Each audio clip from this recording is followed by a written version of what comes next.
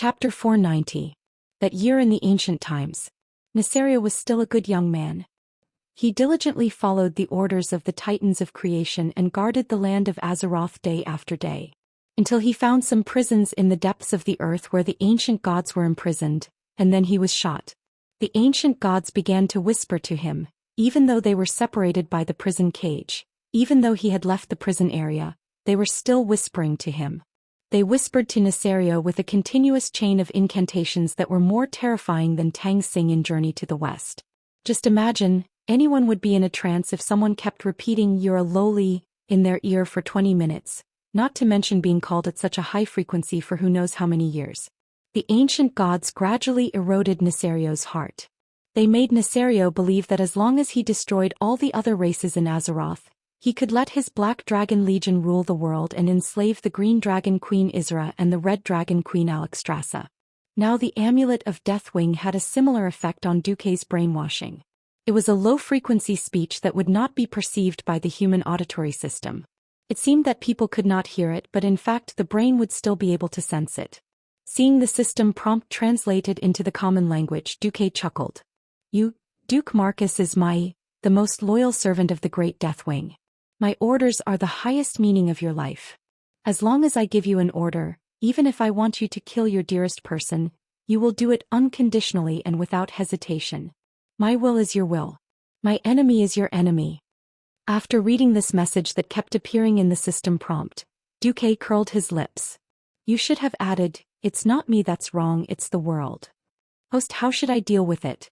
Continue to receive it, but in order to avoid being discovered by that stupid dragon, don't block it. Every time you accumulate 1,000 of the same message, delete it automatically. When you find a new command, filter it and notify me." Understood, host. Looking at the darkness around him, Duque suddenly felt a little envious of the elves' ability to see in the dark. In a primeval forest where one couldn't even see their own fingers in front of them, walking at night would either mean encountering ghosts or stepping on some terrible snakes and insects and getting bitten instead. Duque shuddered and gave up on the idea of walking at night. He found a small tree hole and used the power of the storm to remove the stains inside. After asking the system elf to stand guard, he went to sleep. After a night of tossing and turning, Duque was also exhausted. The next morning when Duque woke up, he felt as if he had aged another year. This was not an illusion. The curse from the demon King Sargeras was still devouring his life force. Calculating with his fingers, he realized that he had spent a few days wandering in Rotterdam, 2 days on the road, 4 days after entering the wetland, and 3 days at Muradin's place. 2 weeks passed in a flash. In the countdown timer he only had 2 weeks to live. Holy F***CK. Let's see if Krasis is good or not. If he isn't, yours truly is going to turn into a ghoul. In history, even someone as perfect as Queen Sylvia didn't dare to see her own sister after becoming the Forgotten Queen. If he really became a ghoul, even Aurelia probably wouldn't be able to bear it. He had to hurry. Who knew what other tricks would come out of it? He tidied himself up. Well, if I don't make the first contact, I guess Deathwing won't be at ease with me. System elf, start the quarantine procedure. Yes. After gently instructing the system elf, an idea arose in Duque's mind. How should I go to grim battle? This was an experiment, and Duque also knew that he was playing with fire. If he was exposed at this point in time, he would probably end up dead. Duke's heart was filled with thrill and excitement, as if he was on a crazy roller coaster. It was the feeling of dancing on the tip of a knife, playing on a tightrope without any insurance in a sea of fire. Every cell in his body was jumping with excitement, and every inch of his flesh and bones seemed to be on fire. I'm willing to bet that with Deathwing's insidious and cunning personality, even if he left, he definitely wouldn't have gone far. That bastard is definitely hiding nearby, and once he feels that something is wrong with me, he will immediately run over and kill me. Duque muttered to himself. While muttering, he couldn't wait to see the results. In the sea of consciousness, Duque sent the system prompt, "How should I go to grim battle?" He clicked send. Almost as soon as this thought was sent out, the talisman that Deathwing sent out reacted.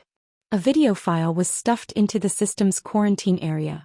He didn't know if it was the system elf's bad taste, but this guy made the video into a file, and the F***King file name was Deathwing 01. MP4. After glancing at it, Duque was speechless. System, if you're so awesome, why the F***CK aren't you the sequel to them 2SD Blu-ray movie? Although he was complaining, Duque still clicked on the video. In the spiritual world, Duque had an additional window. The eye-catching woodland just happened to appear in the video. However, this video was a three-dimensional image. Duque gritted his teeth and let the video directly enter his brain. Out of the woodland there was a rocky wasteland. On the wasteland, there was a barren path that was probably trodden out by dwarven hunters. Through this path he could reach Grim Battle and the mountain where the beastmen imprisoned the Red Dragon Queen. Looking at the direction of the sun and Grim Battle, Duque immediately knew his approximate location. Deathwing took him very far from the middle of the wetlands to the mountains in the southeast of the wetlands, probably between Grim Battle and the Boulder Dam. This not only saved him a few days of travel, but the most important thing was that going this way meant that he could perfectly avoid the Horde's formation at the foot of Grim Battle Fortress. After all, there were 100,000 Horde there. He didn't know how many there were, so he couldn't run away from the word, no less. Although this path was a mountain road, as long as he was diligent he could reach Grim Battle in 2 or 3 days. The image was jumping, and in the next instant, the image of the surroundings of Grim Battle immediately appeared in the image. Before Duque could react, the video began to move. It moved slowly at first, then faster and faster. It was obvious that this view from a bird's eye view wasn't human. It was probably recorded by Deathwing using some special aerial photography method. The video kept following a small path and quickly passed through the forest to a rocky area. There it turned and continued to speed up. The cliffs and valleys quickly receded, and the trees became a blur. Chapter 491. The image was too fast and Duque's brain could not keep up at all. It was like buying a clumsy VR virtual reality game helmet, and Duque felt dizzy watching it. Duque had to hold on to the tree trunk next to him in reality to prevent himself from falling to the ground. The hill gradually became tall and steep and finally became the first row of mountains. At this time the speed of the image did not slow down. In the end it suddenly stopped at a special mountain peak. Although Duque felt a little hesitant, his gaze was immediately forcibly pulled over. At the foot of the mountain, Duque's perspective suddenly rose to the sky, so fast that he almost lost his balance. The image climbed up the mountain, and during this period, it deliberately let the mage observe places with footholds and handrails. It continued to rise and finally reached the entrance of a narrow cave. Suddenly, the three-dimensional image disappeared. It was like Duque was playing a game when it suddenly popped up, leaving Duque in a daze in the spiritual world. Whoosh whoosh whoosh. Coming out of the isolated state of the spiritual world, Duque found himself shivering in the middle of the forest at dawn. Almost immediately Duque felt the gaze again. Even though that person had done it very secretively, the system still faithfully recorded it down. The Deathwing Nisario glanced at you. Duque walked along the route indicated by Deathwing, and when he was about to walk out of the forest, the system prompted again. Deathwing glanced at him. Duque was on fire. Damn it. No one ever told me that Deathwing was a peeping Tom. Duque was annoyed. Originally, Duque almost wanted to curse out loud. However, he remembered that Ronin was even more miserable in history.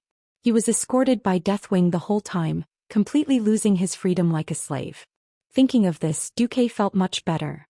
Perhaps it was because Ronin had no status at that time, and Deathwing took a fancy to Ronin purely because Ronin was carrying out this mission. He also ordered Ronin to do this and that without hesitation. But Duque was different. The biggest difference between him and Ronin was fame and experience. Now, Duque's reputation had already surpassed Lothar's, and he was second only to the leader of the alliance, Tarina's king. Also, after experiencing the destruction of his country, forming an alliance and persisting in the war, Deathwing probably thought that he was a man with an extremely firm mind. That was why he did not directly coerce him, but used the method of brainwashing and guidance. As long as he rescued Alexstrasza and obtained that item, Deathwing's scheme would be considered to have succeeded. Moreover, Duque's identity was even better than Ronin's. This identity could make Deathwing's plot in the original spacetime smoother and more perfect. Duque had a headache. The current situation was that he had indeed obtained the most crucial piece of the puzzle in this incident. However, Deathwing was trying to force him to quickly run to Grim Battle to complete his mission. If he foolishly ran to complete his mission, then Duque might really be able to save the dying Red Dragon Queen. This way the biggest beneficiary would undoubtedly be Deathwing. According to Duque's character of plucking feathers from geese that could kill 10,000 orcs, he would definitely not kill 9,999 orcs. Would he let himself be taken advantage of and let Deathwing the psychopath laugh out loud? No, definitely not. He would rather work himself than let Nesario the psychopath have a good time. Duque had a plan. On the other side, Sasha and Falstead had almost caught up to Duque. They were not chasing after the Black Dragon King's ass, nor were they chasing after Falstead's griffins until they vomited blood, nor were they elven rangers trying to save the hero. Instead they lined up neatly and followed. Yes, follow. Sasha, Gavin Rad, Ronan, Marion and a team of 6 griffin riders. We're very close. Sasha, who was flying at the front, gestured. Immediately the group of griffins began to slow down and descend. After descending to the ground and landing on solid ground again, both Gavin Rad and the griffin he was riding felt a sense of relief. The griffin grumbled in dissatisfaction. Gavin Rad, who was fully armed, was too heavy. The griffin gave Gavin Rad a look of disdain. The dwarf had no choice but to pat the griffin's neck and let it go out to hunt. It was not easy to feed a griffin. Griffins ate a lot of meat, and using sliced meat for a long time would reduce the griffin's ferocity and combat ability. The best way was to let the griffin forage on its own in a forest with plenty of prey. The smart griffins would return on their own after eating their fill. The remaining 4 members of Duque's rescue team gathered together. Gavin Rad put his hands on his hips and asked, "All right, let me ask you something. How did you know our boss was here?" Sasha raised the pouch that Duque had given her and smiled. That guy said that in order to make this pouch look impressive, he used the most special material. What material? A very special spice. You guys might not be able to feel it, but with my wind perception, this thing is as eye-catching as a lighthouse in the dark. Well, Gavin Rad whistled. All right, let's follow them and see what happened between Duque and the Black Dragon King. Saying this, Sasha narrowed her eyes. The observant Marion discovered that Sasha's pupils started to expand after shrinking, revealing a completely different color, green. Sasha was concentrating her mind. This would blur the boundaries of her vision, but the focal point of her vision would become clearer, and many things that ordinary people could not see would appear. For example, there was a fog-like golden substance floating in the air. The continuous floating substance formed a long ribbon that floated past her head and extended into the depths of the forest. It did not take long for Sasha to find the place where Duque had chatted with Deathwing the night before. Duque was indeed here. Sasha observed the ground and mumbled, "This is his boot print. I can't be wrong. The other one should be a human. I'm not too sure." Human? I thought I would see a pair of huge claws. Gavin Rad shrugged. His huge pauldrons made his shrug very obvious. Look here. This is a shoe print. She pointed at a depression in the forest. A clear, heavy footprint had formed a depression in the grass and mud. This is a common shoe for human nobles. It's very tight and uncomfortable. Chapter 492. Gavin Rad looked at his steel boots and then at the footprint, which was not much smaller but much shallower, and found that it was indeed the case. He whistled and said, "Well, there's good news. It seems that the big black lizard once greeted our Sir Marcus with the etiquette of a noble. Or rather, did he try to learn the etiquette of a noble from our duke?" This slightly mischievous joke made everyone laugh and they felt much more relaxed. There's also the draconic magic. Marion carefully examined the terrifying burn marks around the place where Duque had sat. There were no spreading flames, only the purest control over flames. Deathwing's control over the power of destruction could be said to be at the peak. This discovery caused everyone to suck in a breath of cold air. Their hearts turned cold. What does he want Lord Marcus to do? Ronan mumbled. Marion rubbed the place where Duque had sat and pointed at a mark. There's clearly a line of words here written with magic. However, that line of words was erased by the power of flames. Sasha's pupils suddenly constricted. Perhaps it was this line of words left by Duque that angered Deathwing a little, so he used draconic magic to demonstrate his might. However, Sasha immediately discovered more important clues. It was a white mark that looked like it had been made by a fingernail. She did not know how Duque had done it, but when she focused on the white mark, it had been magnified by at least 3 times, and there were 2 lines of words clearly written on it. I'm safe. Deathwing wants me to save Alexstrasza. At least we're in agreement on this. I need your power, but please keep your distance from me for at least an hour. Deathwing is likely to be near me. This was supposed to be the end, but Sasha suddenly discovered that there was another line of words carved with the power of wind, even shallower and smaller. Apart from her, it was impossible for anyone who had not been strengthened by the storm altar to see it. The first line was, "You asked Ronan to privately inform his mentor that the key to breaking out of this predicament lies with that person." After seeing the second line, Sasha was even more shocked. Sasha took a deep breath and finally controlled her emotions. Everyone, look at this. I'm not sure if your eyes can see it. After Ronan provided a magnifying glass, everyone finally saw Duque's message. What should we do? Of course, follow them. Back to Duque's side. Duque was having a headache. Only those who had interacted with him knew that Deathwing was a brilliant yet clumsy director. Brilliant referred to his schemes when he was in his right mind. Without the system, Duque would have been brainwashed by the amulet he had given him. What made Duque tremble the most was that he had to continue acting. Otherwise, if Deathwing flipped the table, Duque definitely wouldn't be able to handle it. Clumsy referred to the choices he made when his mental illness was acting up. Deathwing actually thought that he walked too slowly and found a vehicle for him. The first thing he saw was a huge oval object that looked like a rugby ball. The entire ball was made of all kinds of terrible leather. Duque really didn't dare to compliment the craftsmanship. He couldn't guarantee that it would leak at any time. Next was the steam engine at the tail of the oval that was emitting smoke. It was obviously a propeller. That's right. What appeared in front of Duque was an inferior version of the Zeppelin airship, the Goblin death-seeking airship. Azeroth was a magical world. There were mainstream swords and magic as well as non-mainstream mechanical civilizations. At this point in time, a crude steam engine was already considered a high-end technology. Even though the airship had a clear tribal emblem on it, Duque knew that this was a gift from Deathwing. Goblins. Their moral integrity was equivalent to money. As long as they could afford it or the price they wanted, they would definitely sell their moral integrity for money. Therefore, these goblins who worked for the tribe on the surface were actually the underlings of Deathwing's underlings.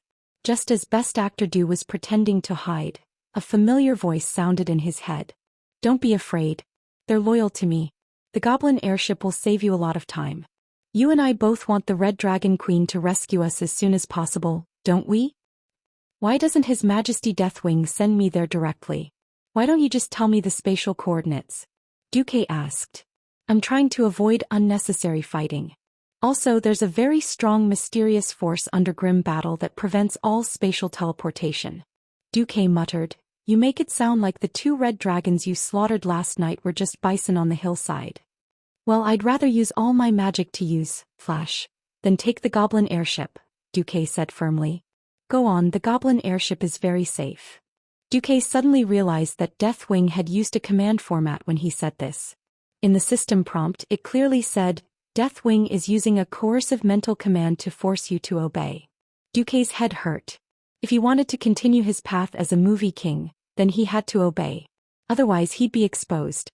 The curve of Duque's face softened a little, and his eyes fell into a temporary emptiness. His voice was close to a whisper. Well, taking the airship is indeed much faster. In the end, Duque still boarded the pirate ship. Yes, his left hand held the casting tool, Light Feather, which was specially used by mages to jump off buildings. Then he silently recited the incantation for Ice Barrier, again and again in his heart. Although the goblins were unreliable, Duque was still a little glad. Looking at the rugged mountain ridges that had long turned into the forest below him, Duque realized that if he wanted to avoid the west side of the stronghold where the 100,000 tribes camped, it would probably take him a whole week instead of 2 days. Taking shortcuts was not always a good thing. For example, the behavior of the Goblin airship made Duque's nerves unable to relax for even a moment. During the flight there were all kinds of accidents. Often, after the previous air maintenance, they had to deal with the emergency that had just appeared. Bang! A loud noise made Duque jump up in fright. This time it was the main steam tank that was leaking. This airship was powered by both water and oil. If one part was working normally, then the other part must be paralyzed. Every moment was no exception. Of course, he didn't know if there was a problem with the similarity in this world or if he hit the 21% mark. Only then did Duque realize that the name of this airship was actually Rolls-Royce Screw. Chapter 493. There was no navigator, no anemometer, everything was judged by sight, and these two damned goblins had the guts to drive the airship into the clouds without hesitation. There were a few times when Duque saw cliffs suddenly appear on the side of the airship, but it was Duque who rushed up to steer the airship to prevent it from being destroyed and killed.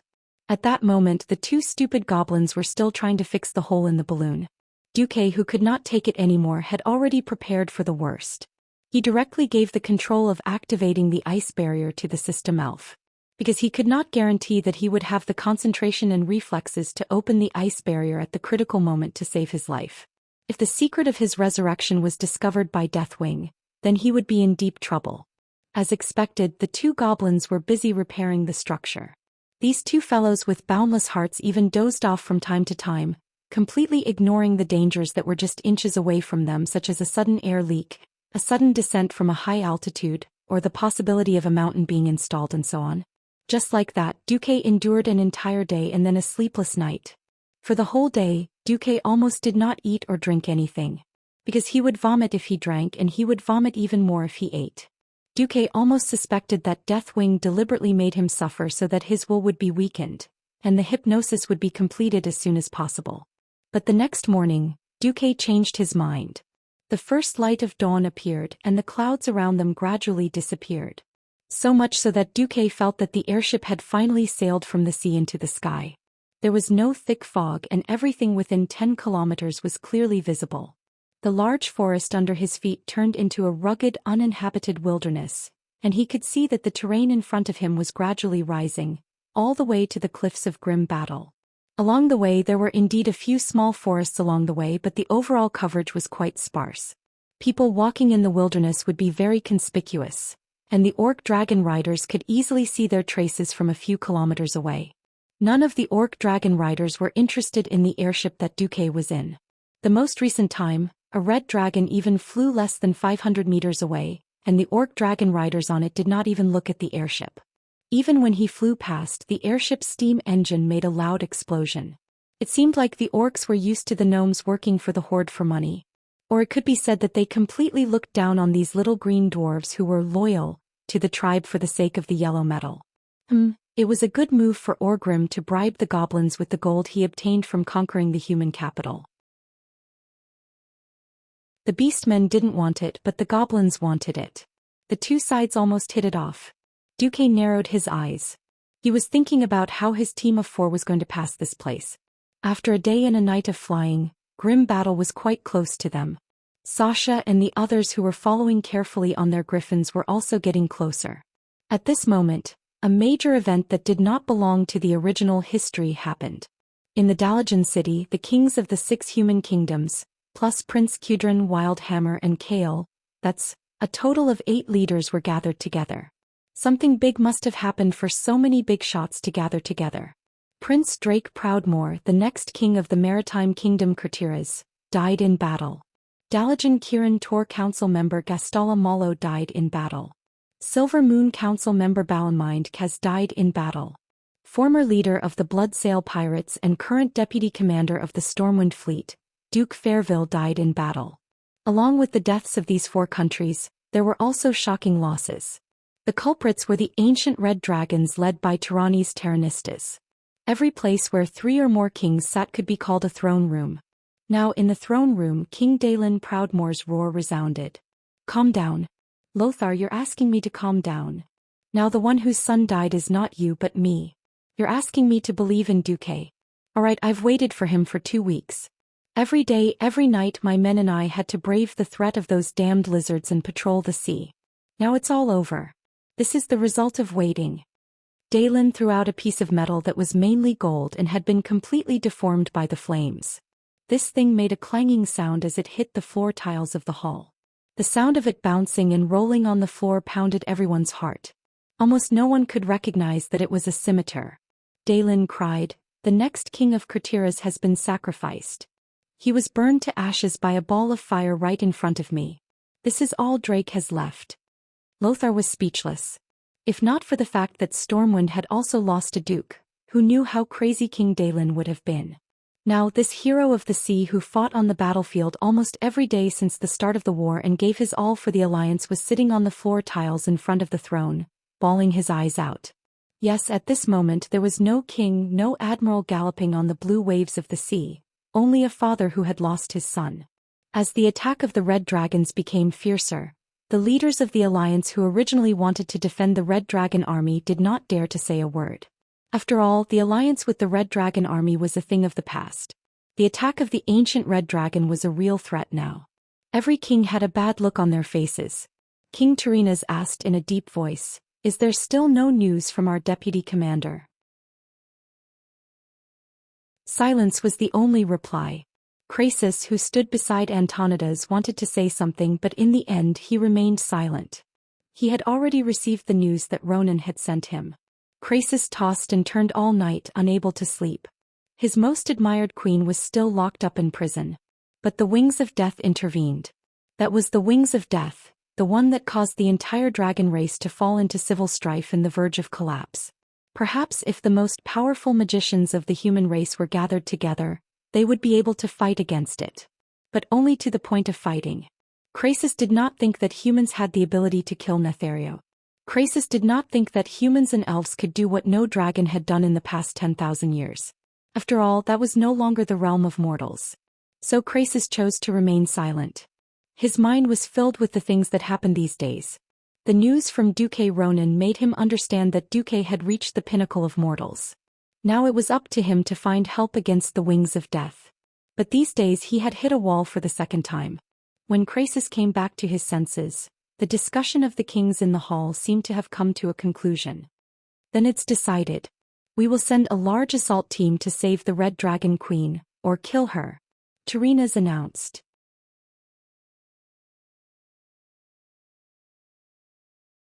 Chapter 494. The roars in the throne room were still echoing in his ears. "I object. Marcus is already on his way to save Alexstrasza. We should always trust our deputy commander," King Lang retorted angrily like an injured lion. "I've always trusted him. I gave him 2 whole weeks. But when my son died in battle he still hadn't gotten rid of those damned red lizards." Daelin retorted mercilessly. The eyes of the Lion of the Sea, who had just lost his crown prince, were horribly bloodshot. Lang was speechless. If it were him he would also go crazy if anything happened to William. Daelin continued to roar and the scorching sound waves echoed in the hall. "Look at what he's done in the past 14 days. Hundreds and thousands of soldiers at the front line die in the flames every day, but he spent 14 days on a path that could have been reached by griffins or teleportation portals. There's no progress report, no regular communication, and we don't even know if he's alive or not. How do you expect me and the kings in the throne room to continue trusting him?" "But our deputy commander who's cursed with death is sacrificing the alliance's trust in him," King Xian said, hitting the nail on the head. This made Lang's heart skip a beat. Since the start of the war, which country hasn't sacrificed anything? War is bound to be accompanied by sacrifices. Antonidas tried to persuade Lang to give up on Duque. Lang's body trembled. To him and Stormwind, he and Lothar were destined to grow old, and they would have to hand over the country to William, Bolvar and Duque in the future. And Duque was definitely Stormwind's hope of reviving the country. Be it emotionally or rationally, he did not want to believe that Duque would fail and fall. Anduin could not stand it anymore. At least wait for the last communication. He promised to send a magical message every 3 days. Tyrrhenas replied in a businesslike manner, "Sure, but I hope that you will put the alliance first and allow us to form a large assault force. If there's no news of the deputy commander." Anduin Lothar gritted his teeth. "I agree. Things were not over yet. Next up, since Deputy Commander-in-Chief Duke Marcus is unable to carry out his duties, I propose that the alliance appoint another Deputy Commander-in-Chief, coordinating the actions of the various nations." Jean suddenly raised his hand and said. Lang and Anduin's pupils constricted. What the hell was Gilnis doing? Or could it be that the old bastard Xian had already formed some sort of secret alliance with Tarina's? To be honest, without Duque around, there was indeed a problem with the coordination of the alliance. As Anduin's assistant, Turayan temporarily took over Duque's work, but the results were not ideal. Turayan had good leadership skills, but he was unable to handle logistics, troop mobilization and warfare all by himself like Duque. It had been a year since the alliance had been established. This was no longer the situation where all the kingdoms refused to submit to each other and needed to find a neutral party to take the blame. In the absence of Duque, Turayan's reputation was not enough to convince the masses. That was the most fatal problem. He had never led an army on his own, and he did not have extraordinary bravery or a suitable title. It could be said that Turayan was treated rather negatively by the kings of the kingdoms when he carried out his work. Moreover, in actual combat there were often situations where the troops had to be split up. One deputy commander was indeed not enough. In the end, High Lord Alexandros Mograine from Rotterdam was elected as the second deputy commander with a high number of votes. In theory he was ranked below Duque, but every king knew that once it was confirmed that Duque was dead, Mograine would be the actual deputy commander. When they returned to the state guest house, Lang flew into a rage which was rare for him. Anduin, that bastard Tarina's is trying to make you a mere figurehead. Lothar was silent for a long time. If it's for the sake of the Alliance's victory, I can accept it. I'm afraid that the old bastard is not just doing it for the sake of the Alliance's victory. Lang swept everything on the table to the ground. This was no longer a conspiracy, it was an overt plot.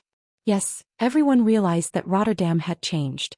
In the beginning, everyone from Rotterdam thought that they were the saviors of the world, and that they would save the ignorant people from all the kingdoms and join this seemingly distant war. However, when the horde burned down the Silver Pine Forest and threatened the holy capital, Stratholm, and even fought their way to Rotterdam, everything changed when the Rotterdam people's dignity was mercilessly trampled on. It was no longer the atmosphere of no matter what happens at the border, we will still sing and dance in peace.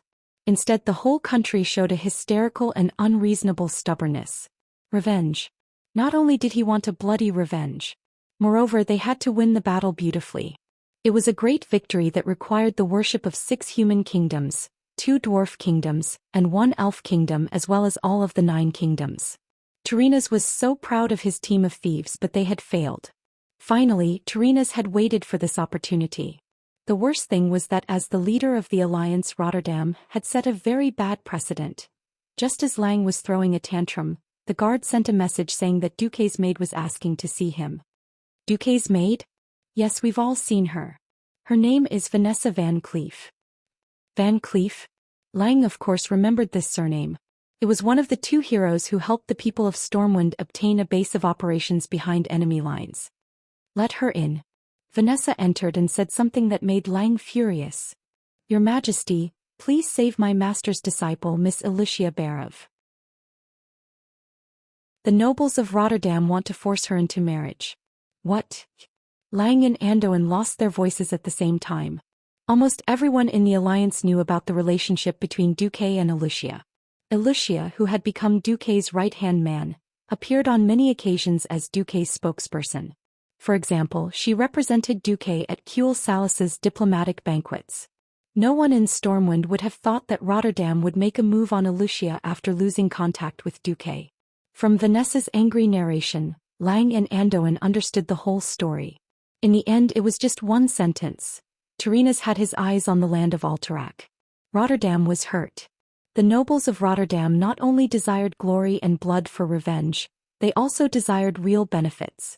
The bloodline of King Eden had been severed. Eden himself had betrayed the alliance and humanity, and would eventually be nailed to the pillar of shame. The last obstacle to controlling Alterac was Duke Barov. There was news that the Duke's 2 sons had joined the Horde, but this news was not confirmed. Chapter 495.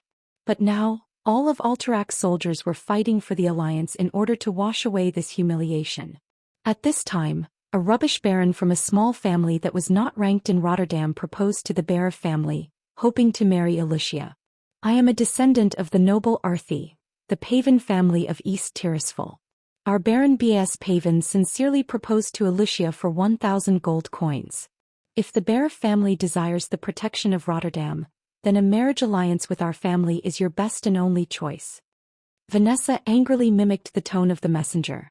The pitifully small betrothal gift and the arrogant words made it seem as if he, a mere baron, was condescending to marry Alicia. Ryan was already infuriated by Vanessa's retelling of the story. How dare the people of Rotterdam do this? Andoin roared, his long hair fluttering due to his intense movements like a lion's mane. Alicia is not only Duque's woman. She is also my earl. A rubbish viscount dares to do this? Lang was the one who agreed to confer the title on Alicia. Although it was a frontline conferment, there was an official conferment process, and it was announced to all the countries in the alliance. No wonder Lang slammed the table on the spot. That bastard dares. Miss Alicia clearly objected. But Duke Barev was silent for a long time, and did not object or accept, only saying that he would consider it. That's right, Alicia did not belong to Alterac in theory. But as long as the blood of the Barev family flowed in her body, she could not completely escape the shackles of the Barev family. The people of Rotterdam knew this and found a loophole to propose to Duke Barev directly, instead of going through the Stormwind. The flames of anger ignited in the hearts of the king and the minister, and along with the strong beating of their hearts, it poured into the main arteries and into every corner of their bodies. It was rare for the guards to realize that their two bosses were angry. It was the kind of thunderous rage that was ignited. If this is a test by Terina's. Lang raised his fist. Then let's go tell him our answer together. Andoin's fist collided with Lang's. At this moment a guard suddenly rushed in. Your Majesty, this is an emergency. Near South Shore, General Windsor led his private legion to attack the camp of the Rotterdam people. What? Lang was shocked. And Bolvar and Tom? Asked Anduin. Duke Verdragon is at the wall of Saladin. General Seamus went to inspect the Jasper mine. Lang and his childhood friend looked at each other and immediately understood that they had to go together to suppress the situation. In fact, when Vanessa came to the Dalajan to meet King Lang, Duque's men were in an uproar. Because it was a secret operation, Duque did not take most of his men with him. After hearing the news, Makarov and Duke's cavalier Captain Kasser immediately led their men to seek justice. What was the concept of 100 knights? A weaker duke could not even afford to keep 100 knights. One could imagine how shocking it was when 100 fully armed Highland knights went to the camp of the Rotterdam nobles. Because of the recent attack by the Red Dragon, the camps of the various countries were almost all set up together. This was to gather a limited number of ballistae, archers and mages to better deal with the Wyvern. Also because it was located at the rear, the camps of the various countries were separated by the simplest wooden fences. In fact, before the knights reached the camp of the Rotterdam nobles, the people of Rotterdam had already discovered them. After all, they were too big a target. The soldiers guarding the camp looked over in confusion, then froze for a moment and their faces darkened. The soldiers of Rotterdam who were doing their own things in the camp were also stunned. Go back, you Stormwind people, this is not your turf. The guard yelled angrily. Before he could finish his words, Cass had already rushed forward and immediately shouted, "Get the Pavan out first." Without needing to say anything, the knights next to him threw a few grappling hooks over. There was no need for the people of Rotterdam to open the gate. A magnificent group of 6 knights separated to the left and right, and the ropes tied to the saddles pulled the grappling hooks. With a loud bang, the wooden gate of the Rotterdam nobles' camp was blown away. The collapsing gate smashed onto the back of the guard who had shouted, and the immense force caused the guard who weighed close to 100 kilograms to fall to the ground like a tortoise. When Casa and the rest of the 90 knights rushed into the camp, the soldiers of Rotterdam only then realized that the Southerners had rebelled. How dare they rush into Rotterdam's camp? One by one they put down what they were doing and surrounded the knights in anger. But who was Casa? He was an elite Highland knight who had been trained in Arthi. If not for Salas who could not support so many knights, would he have come to serve Duque? In the world of magic, knights were rather fragile, but to these ordinary soldiers, they were all existences at the level of a father. With a sudden thrust of his lance, he stabbed a soldier of Rotterdam who tried to stop him, causing him to vomit blood. Why did he vomit blood and not stab him to death? Because Casa did not completely lose his mind. He and his men were all using blunt wooden lances that were used for practice. However, the huge impact hit the guy's iron armor, causing him to vomit blood and fly backward. He fell to the ground and could not get up for a long time. The people of Rotterdam were stunned. Without stopping at all, the 100 cavalrymen were like one person, charging straight towards the tent with the banner of the Paven family. A knight pulled out his blunt sword and slashed the shoulder of a Rotterdam man who tried to stop him. There was also a knight holding a shield and slamming it with it. Of course, Casa was the best at fighting. When he reached the place, he immediately grabbed the person in question. He grabbed the bastard who dreamed of being a baron and the daughter of a duke and greeted him with punches. Originally, Casa was tall and strong. With his iron gauntlets on his fists, he felt that the guy was going further and further down the road of ugliness with every punch. The knights were really angry. They picked up the things beside them and smashed them on the heads of the Paven family people. How many soldiers could there be in a small family with only one baron and 2 viscounts? Except for the 2 knights and more than 20 professional spearmen, they were all farmers. After Casa knocked the baron named Bust to the ground, he continued to kick him. Go to hell. Bastard, you want to marry our countess for 1,000 gold coins. A dog wants to eat dragon meat? You dare to snatch our duke's woman? Since you've gone crazy thinking about women, I'll tell you what the cruel reality is.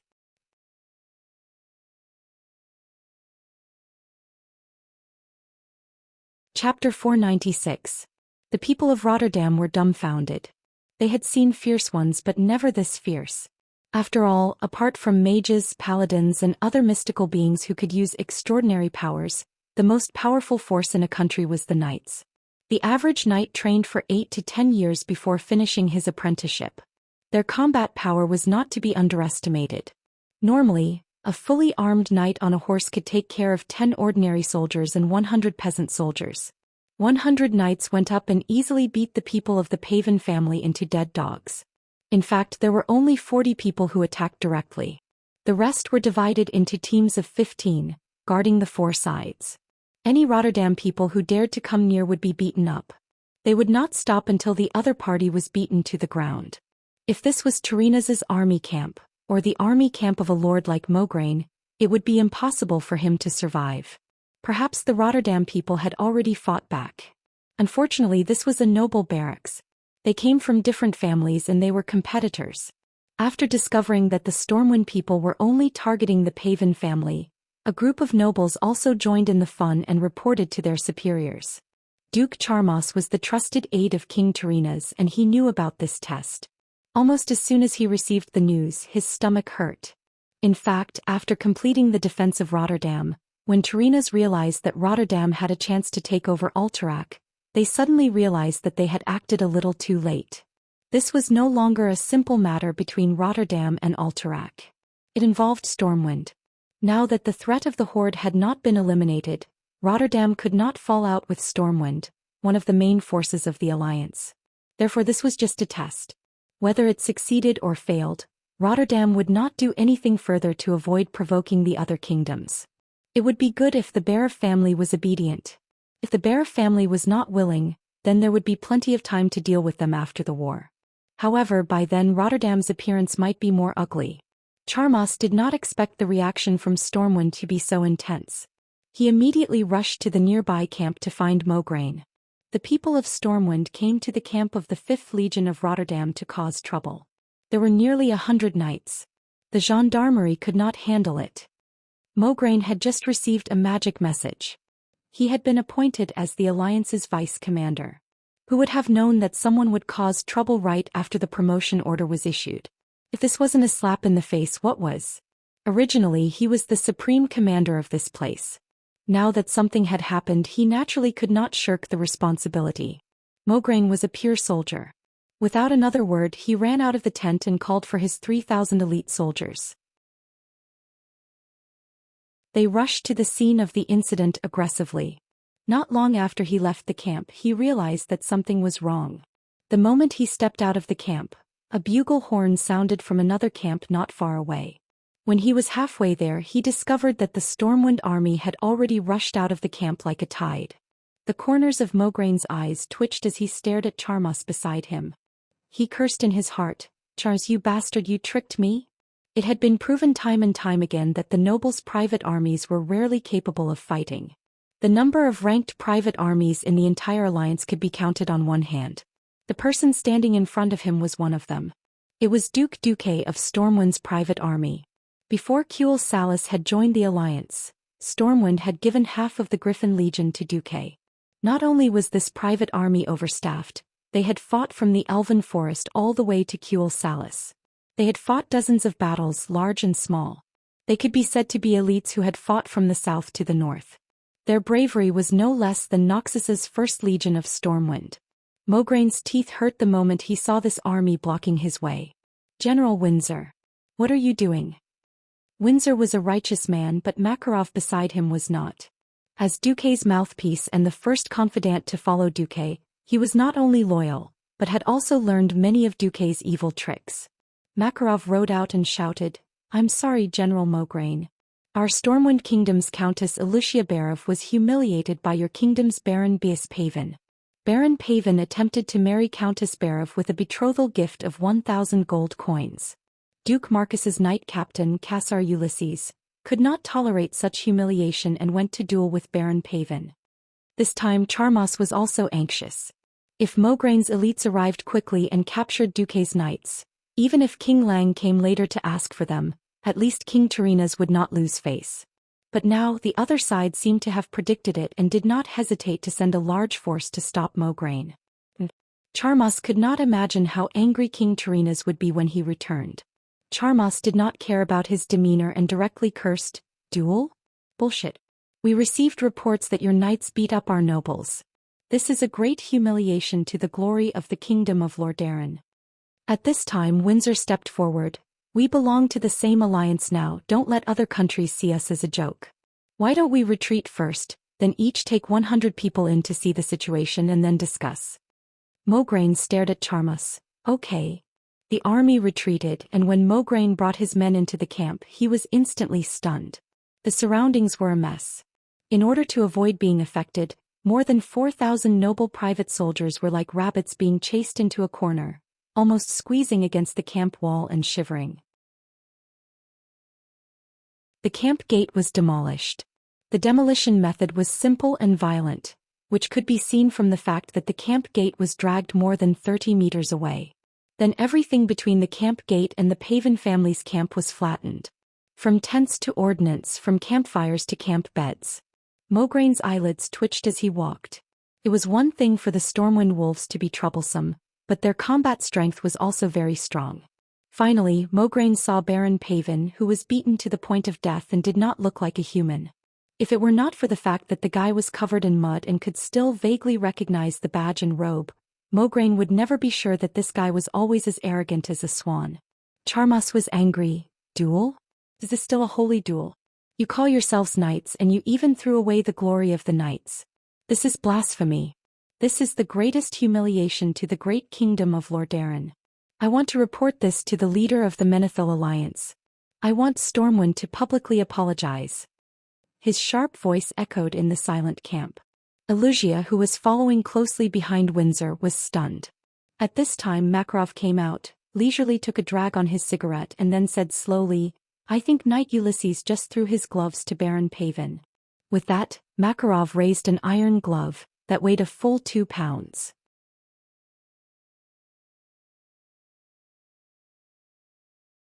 Chapter 497. You call this a fucking glove? Even a lighter rapier is not as heavy as this thing. A glove is a glove and a gauntlet is still a gauntlet. Look at you, it's actually a one-piece with alloy plates attached to the places where the fingers can move. It stands to reason that this is definitely a gauntlet, but because it contains fabric, it's not impossible to call it a glove. Anyway, seeing Cassar's glove, Duke Charmas almost spat out a mouthful of blood. He trembled and scolded angrily, "You're quibbling. First, a glove is not like this. Second, how do you explain Baron Pavin's face full of scars? Cassar has really been led astray by Duque. As the captain of Duque's knights, from the moment he took the oath, his future was tied to Duque's.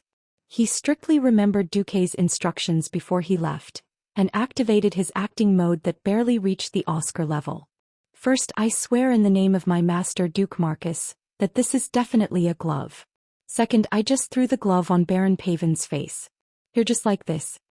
In front of Duke Charmas, in front of Mograine, the newly promoted deputy commander of the alliance, and in front of Wuxia, the biggest victim of the incident, the bastard Cassar once again threw the gauntlet that he had taken off a long time ago onto the face of the Baron, who had already fainted.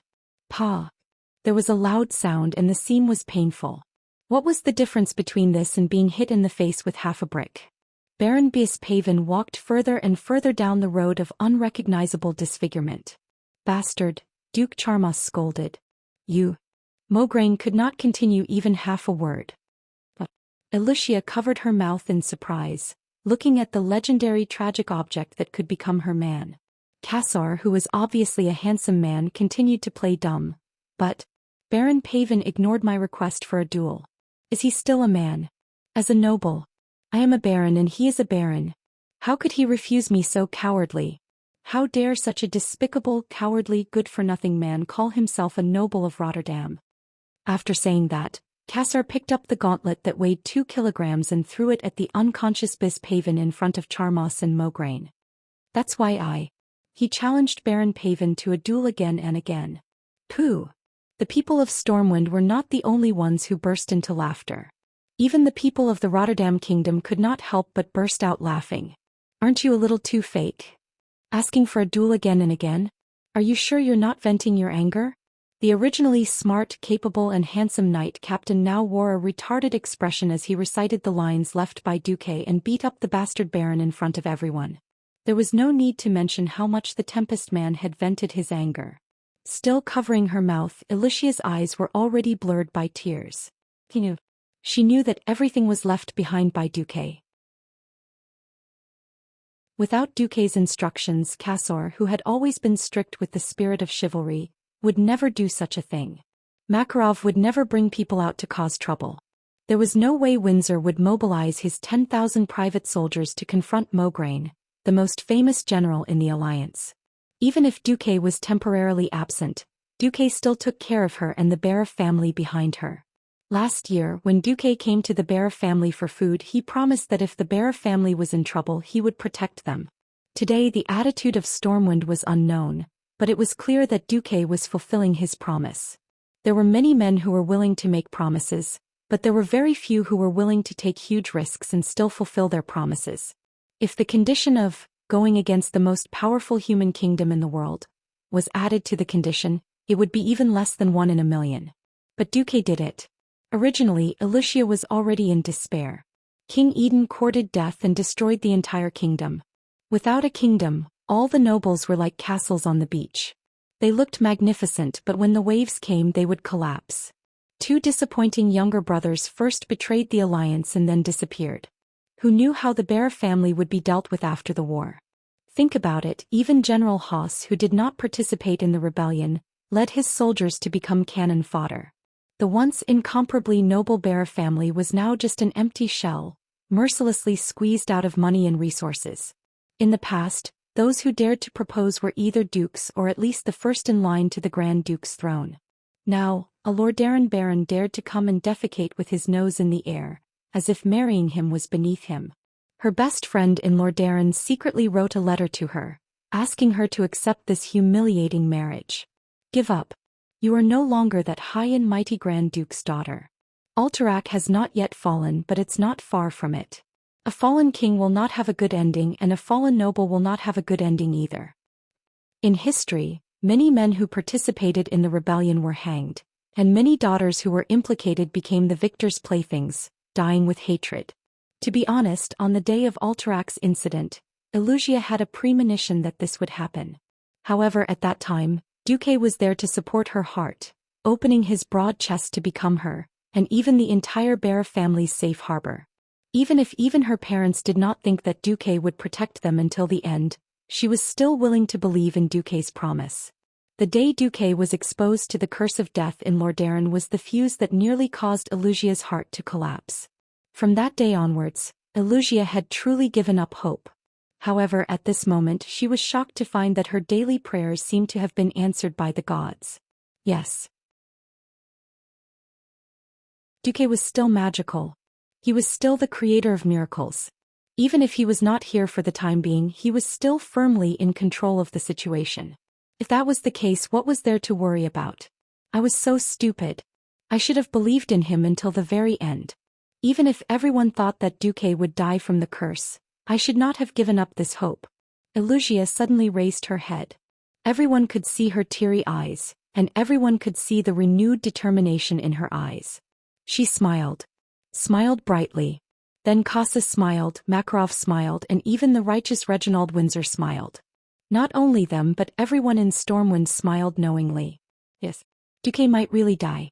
Duque's will would be passed on, even if there were only them left on this path. But if anyone wants to bully our people, have they asked for our permission? Have they asked if our fists are fierce? Have they asked if our swords are sharp? If anyone is shameless, we will slap their face. If anyone dares to stretch out their claws, we will cut off their claws. Duque, you are with us. We are with you.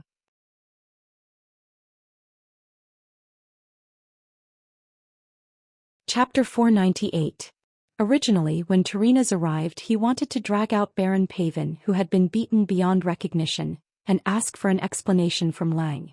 To be honest, it was indeed an insult to marry a duke's daughter with a dowry of 1,000 gold coins, but the great Rotterdam kingdom could not take it lying down. Tyrrhena's did not ask for the Stormwind to hand over the culprit. He was just trying to put some pressure on Stormwind, at least so that Stormwind would not interfere when Rotterdam kingdom annexed Alterac in the future. At this time, everyone could guess what happened. Including Lothar, all the Storm Royal Knights at the scene threw their gauntlets at Baron Pavin with all their might. Baron Pavin, I want to duel with you. Everyone shouted loudly, scaring the old Tyrrhena's half to death. Baron Pavin, who had been pulled out to be used as a spear, was knocked unconscious again on the spot.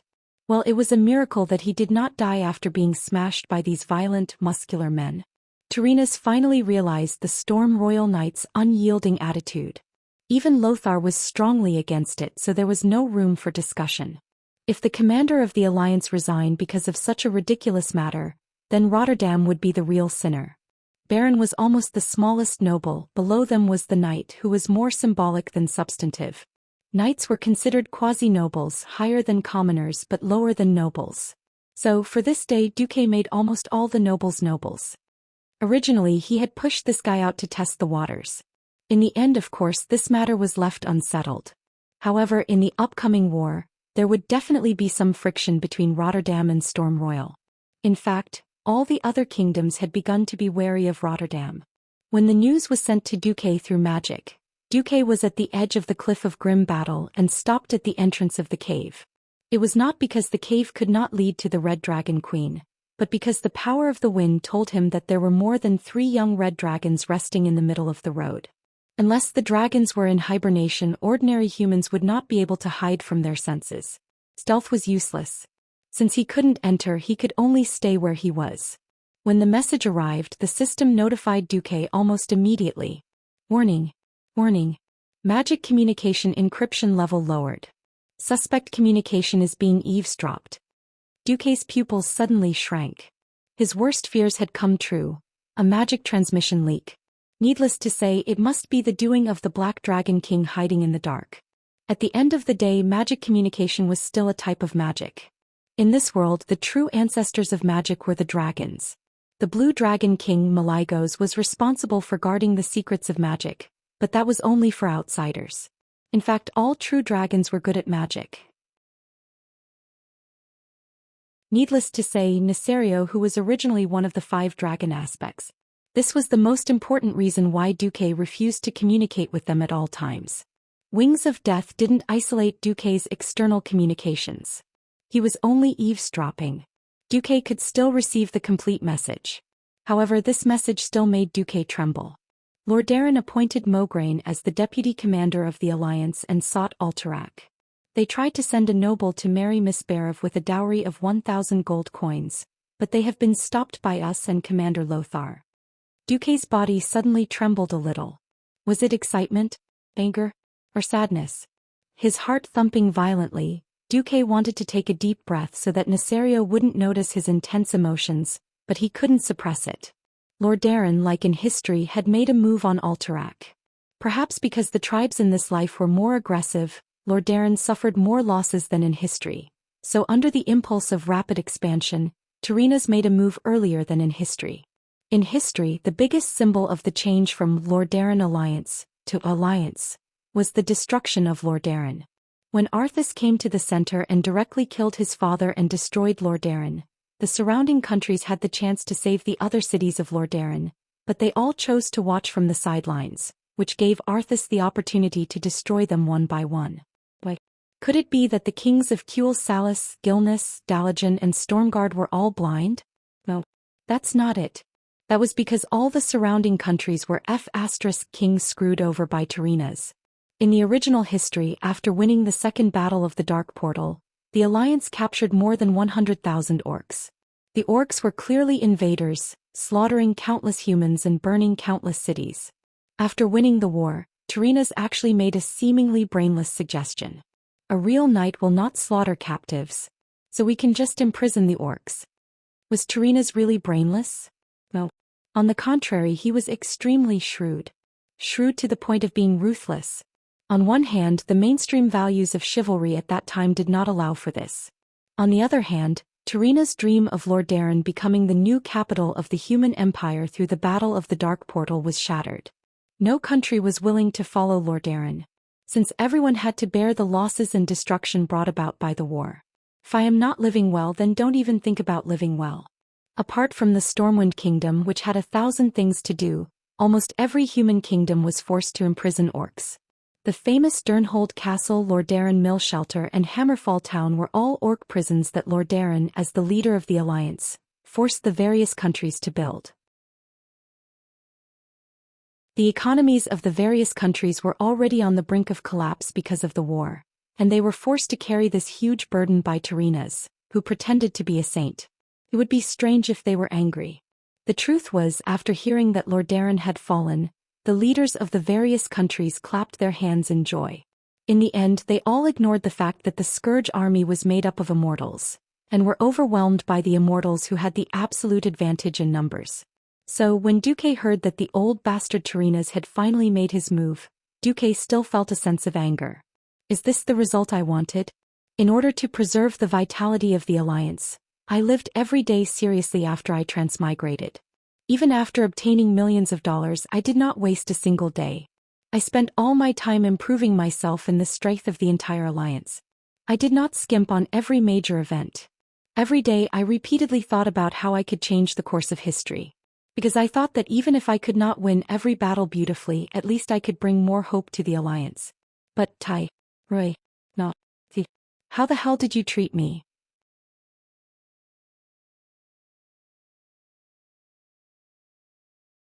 Chapter 499. I'm working hard for the Alliance, coordinating with so many kingdoms day and night. I'm in charge of war, logistics, diplomacy and coordination. Your hometown, Lordaeron, was almost raided and I had to bring people to save you. Now they had finally turned from defense to offense and there was a glimmer of hope for victory. I'm not dead yet. You're already targeting my people. Tyrrhena's Menethil. I'll *CK your 18 generations of ancestors, and then *CK your 18 generations of descendants. Duque gritted his teeth, his chest rising and falling rapidly. His arms trembled from the excessive force and his nails dug deep into his palms. There was a famous saying in World of Warcraft, don't be afraid of a godlike boss, but be afraid of a pig-like teammate. But there was another kind of person who was even more disgusting than a pig-like teammate. Traitor. Yes. In Duke's eyes, Tyrrhena's was a ruthless man. Traitor. The Virgin Mary in disguise. Duque could not stop Aiden Pyreus from seeking death. But he had already expressed his desire to protect the Bearer family. Now, before Duque had even received the news that he was dead, Tyrrhena's had already regarded Duque as a dead man, and began to seize power to pave the way for the rise of Lordaeron. Duque really wanted to open a portal and go back. He said to Tyrrhena's, the sun is so bright tonight. What? You're asking me why there's sun at night? Simple. Because Tyrrhena's, you son of a bitch, are blind.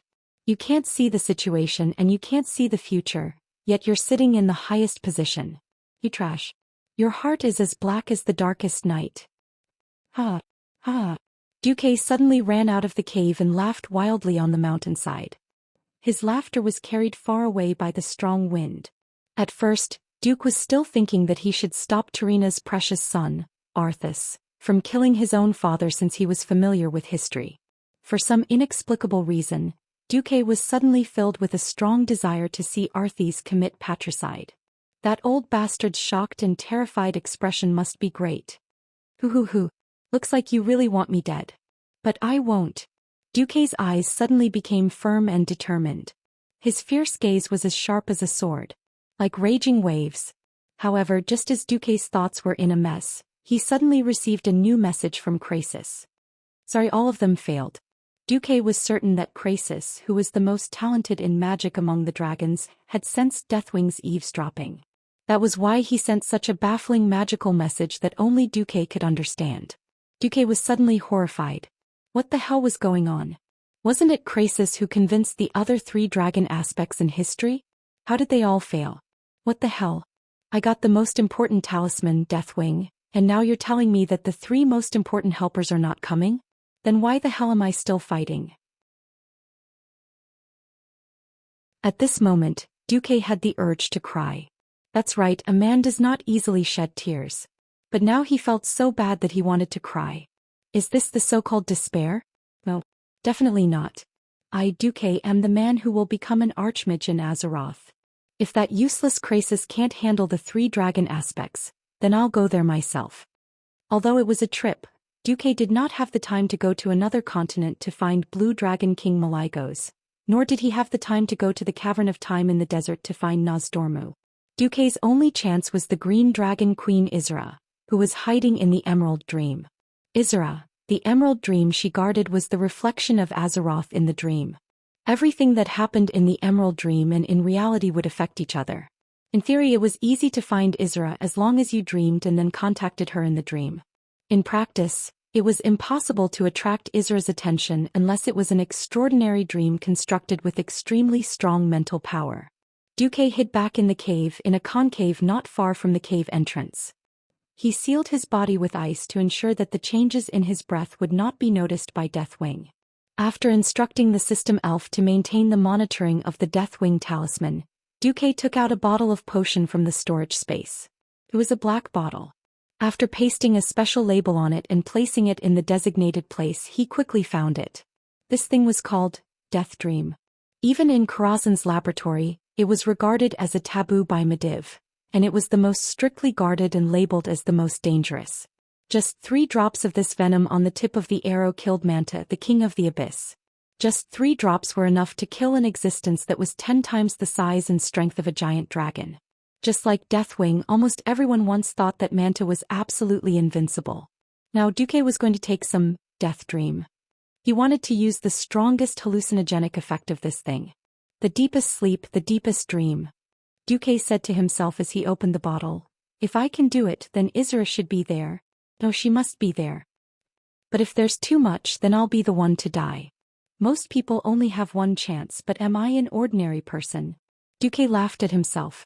Yes, Duque was not afraid of death. But he was afraid of decay or destruction at the soul level. The curse that Sardras used before he knelt down was of this level. Compared to the slow countdown of death like a frog being boiled in warm water, Duque was more willing to take a gamble. How many gambles were there in life? He took out a cup and a small bottle of pure water from his storage space. Then he poured just enough water into the cup and opened the black bottle. He carefully lifted the opened black bottle to the top of the glass. 3 drops of poison killed Manta in a few seconds. How many drops did Duque need? The deepest slumber and eternal death. The difference between the two was much smaller than most people could imagine. Duque tilted his hand and poured out the smallest drop of poison he could. He watched the drop of poison fall silently into the cup of water. Duque closed the lid of the small bottle and picked up the cup. Damn, it would be great if there was a comfortable spring bed at this time. Duque added, well, it would be better if there were 2 elven girls with big breasts to accompany me on my left and right. Duque smiled and said to himself, come on. Drink this cup of dichlorvos. After saying that, he drank it in one gulp.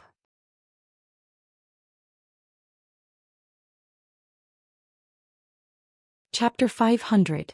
The gale howled in the pale sky and countless misty grayish-white drifted erratically in front of the towering grim battle fortress. The grayish-white that symbolized death filled every corner of his field of vision. It was like watching an old black-and-white movie. A familiar yet unfamiliar chill ran through his body. Duque shuddered and suddenly realized that this scene was really King familiar. He looked down at his translucent hands, and then at the translucent woman with white wings in front of him. Duque suddenly realized. I'm dying. How long has it been? I've almost forgotten this feeling. How long has it been since the last time I died and ran my corpse? The only good thing was that the system was still there. The system notification said, "You're dead. Do you want to activate instant corpse resurrection? Yes, please pay additional soul power." Yes/no? Duque decisively clicked yes. Duque had no choice at all. The despicable black dragon was staring at him now. If he really found out and took back the black dragon amulet, he would really have no place to cry. In fact, Deathwing really did find out. He felt that the faint soul connection between himself and Duque was temporarily interrupted. Nesario, who had transformed into his human form and was hiding at the foot of the mountain, frowned. However, in the next moment he found that the soul connection was restored. There was no mistake. Could it be that I'm too close to the demon's soul, causing problems with my perception? After thinking about it, the demon's soul refused to be touched by any dragon. In order to prevent him from interfering again, the seal that the four bastards put on was quite terrifying. He was not afraid of going up against the four guys who did not have full strength, but he was afraid of encountering the demon's soul. The backlash of the demon's soul on the entire dragon race was no laughing matter. On the other side in the ice, Duque panted heavily.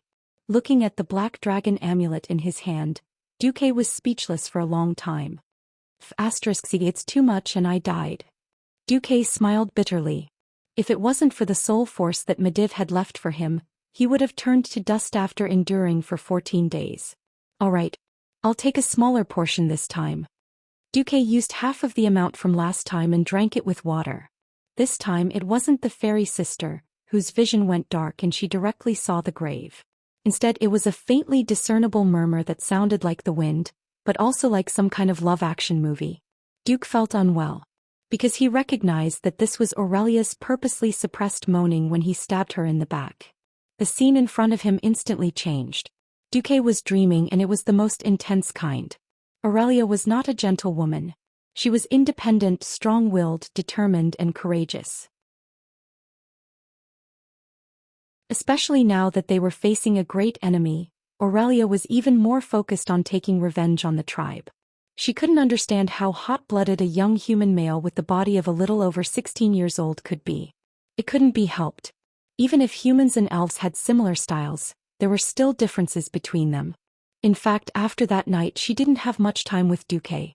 Plus, Duque was a transmigrator who had graduated from an engineering university. Engineering. It was good enough to see a female. That was the grave of a male. That was the place where Saos competed with Yaochan. As a result, Duque had actually accumulated a lot of pressure. There were a few times when Duque almost couldn't take it anymore. For a moment he wanted to make a move on the cabbages beside him like Vanessa or Alicia. As a result, Duque's willpower in this area was actually quite weak. As a result, under the intense power of the hallucination, Duque made a fool of himself. In the dream he became the male protagonist of a love movie. His opponents were the beauties he had met after he transmigrated. If he was the only one talking in his sleep, then it would be fine. But the bad thing was that 3 kilometers away from him, the third sister of the Windrunner family was eavesdropping. The group hid in a secluded valley, waiting for news from Sasha. "How is it? Is there any movement from the boss?" Gavin Rat asked nervously. Sasha's face was red, which was rare. What was she supposed to say? Was she supposed to tell these animals the truth and what their boss was dreaming about? What embarrassed Sasha the most was that not only did Duque call out Aurelia's name, he even said, "Queen Sylvie, come with the Sasha sisters." These words angered Sasha so much that she trembled. Duke, that bastard, was actually dreaming. Sasha gritted her teeth and stopped eavesdropping. She was afraid that if she kept eavesdropping she would really go crazy. Ronan asked, "What's wrong with Lord Marcus?" Sasha scolded, "I don't care if he dies. The other three in the team were all dumbfounded when they heard this. Duque had courted death and then he had failed. Several times in a row he had either given too much or too little. Finally, on the 13th time, Duque suddenly had a vague feeling that he was right this time. His consciousness became blurry again. He seemed to feel the arrival of the goddess of fate. In the confused sound of the wind, he seemed to hear the voice of fate. You are sliding faster and faster towards your final rest, brave Duque. Before that, is there anything else you want me to do for you? Are you going to save Alexstrasza? Duque's lips moved slightly. No, I don't just want to save her. Since I, Duque, have come to Azeroth, I hope to make this world a better place. The murmur of fate continued. Don't you want something for yourself? Maybe you want your fading life back? Or to rule over a region? Or perhaps, eternal life? Everyone has to die. I have no intention of changing this fate. But if I have any hope, it would be to transmigrate here. At least I don't want to leave any regrets, right? Regrets? Yes, I really have too many regrets towards this world. For a moment, fate seemed to feel the regret in Duque's heart, and it also felt the selfishness hidden in the bottom of Duque's heart. Fate seemed to let out a light laugh. Then there was darkness. The darkness seemed to be pulling him in. Duque began to feel that it was difficult to breathe and it was difficult to think. He even wanted to turn around and just disappear in the comfortable darkness. This idea was becoming more and more tempting to him.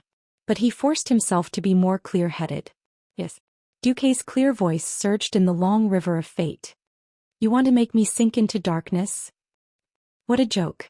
If I am destined to be pulled into the dark hell, then I would rather transform myself into light and turn hell into a bright heaven. If the end of a hero is destined to be a tragedy, then I will rewrite all the scripts. My life, my script, my world. Only I can write all of them.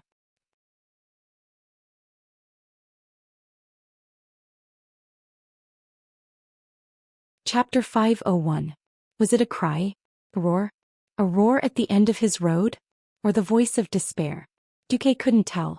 He didn't want to tell. He wanted to vent. He wanted to change everything. Was a deviation of 21% enough? If it wasn't enough, I'll help you increase it to 100%, 200%, 1000%. Today I'll help you increase Nesario to Baldi and tomorrow to Elated. Faster see. I don't believe it. Is power really everything? Is fate really unshakable? No. Never. Everyone has the right to dream. I've sacrificed so much. I've changed this world so much. Why am I not qualified to break fate and turn dreams into reality? In a domain that Duque couldn't see, with his soul as the center, a wave of strange ripples spread out. In the calm spiritual world, a gust of wind began to stir. It set off monstrous waves and it stirred up every dream. Many images came rushing at him, but they weren't his dreams. They were other people's dreams. At this moment, Duque saw humans, elves, dwarves, and even orcs and goblins, as well as their wishes and requests. He endured the pain of their nightmares and tasted their sweet feelings. If Duque's previous memories could produce dreams with a capacity of 10 terabytes, then the dreams he was stirring now had a capacity of billions, trillions. There were clearly countless dreamscapes, but Duque's dream of destiny stood out from the countless dreamscapes, struggling to move forward, leaving all the other dreamscapes behind. Ah! This was a cry that transcended the mortal world. Ah! This was a cry that shook the dream world. Ah! This was a roar that shook the river of fate.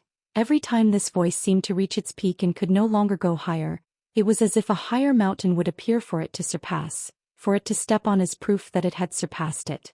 Countless dreams began to resonate with Duque's dream, emitting the strongest sound that could spread throughout the entire dream world.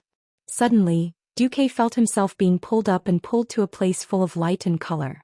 Almost at the same time, his heavy breathing became smoother, and his frozen and sluggish thoughts became smoother. He didn't open his eyes, but he felt like he was immersed in a green, dazed world. In the flowing green space, another illusion appeared. Unlike the other chaotic images around it, it maintained its shape and continued to grow, completely overshadowing the tiny figure in the mage robe. That's right. Compared to the existence in front of him, Duque was incomparably small. An elegant giant dragon appeared. It seemed both real and illusory. She stretched out her wings as if she had just woken up. Her body was cloaked in the pale green of the forest at dusk. Duque raised his head, thinking that he would meet her eyes, but he found that her eyes seemed to be asleep. However, he did not doubt that the Lady of Dreams could sense his presence. The corners of the green dragon's mouth curled up slightly, showing an extremely gentle curve for a dragon. You didn't hesitate to dream of death, just to see me? Seems like you want to sacrifice yourself to change your fate. Fate is not as easy to change as you think. Besides, I won't let you make such a sacrifice, Duke Marcus. From the day you descended into this world and entered my domain, you have always been the person in my dream that I am most interested in. The most charming person in my dream, as a legendary dragon aspect who had guarded the Emerald Dream for countless years. What kind of dream had Isra not seen? Monotonous dreams, shallow dreams which made Isra feel bored. She didn't want exciting dreams, but at least something fresh was good. Duque's dream entered Isra's vision by chance.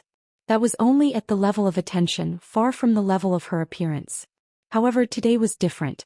The dream that was strong enough to change millions of people and tens of millions of living beings deeply attracted her, which was why she appeared. Seeing Isra's arrival, Duque seemed to instinctively want to stand on the ground, or rather find a place to stand. However, from the beginning the ground around Duque wasn't real. It felt like he was stepping on a rice cake that hadn't formed yet. He couldn't exert any force and it was easy to deform. However, Duque wasn't an ignorant bumpkin. He almost subconsciously thought of the astronauts. This was the Emerald Dream, a place formed by dreams. If that was the case, Duque was dreaming in front of Isra, or rather imagining it. A gentle wind blew in the Emerald Dream, and Isra's huge eyelids seemed to move. She looked at Duque with interest but didn't stop Duque's actions. Isra was immediately surprised. She saw Duque solidify under Duque's powerful spiritual will in this liquid-like thing that she called the source of dreams. It formed a chair that looked like wind but was actually solid.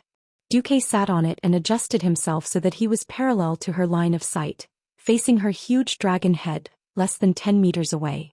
Duque apologized straightforwardly. Sorry, I didn't mean to invade your territory, but not being able to touch the ground makes me feel guilty. Thank you, Isra. Why did you suddenly come today?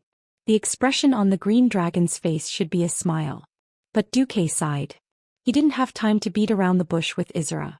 For the Emerald Dream that mortals couldn't even imagine, the biggest characteristic of dreams was that they were unpredictable. As the master and guardian of this world, Isra also inherited almost the same characteristic. Beating around the bush with her, she could talk to you for 100 years without repeating it. You're so elegant, so polite, and you don't even put on the airs of a dragon in front of a mere mortal like me. Why do you pretend you didn't see all this? Why did you repeatedly reject the pleas of a great red dragon when Crassus, or Cleostras found you? Oh, Cleostras. Looks like you know a lot, Duque. Isra didn't deny it. Knowledge and history exist in books. Duque pointed at his head. Hey, can you answer my question? Isra's huge figure seemed to float backwards. The green dragon in her vision became erratic, and some illusory ripples appeared on her body. It was as if she and Duque, one under the water and the other on the surface. When a drop of water fell into the quiet pond, the ripples blocked their vision. Her eyes were closed, but her face never left the intruder of the dream.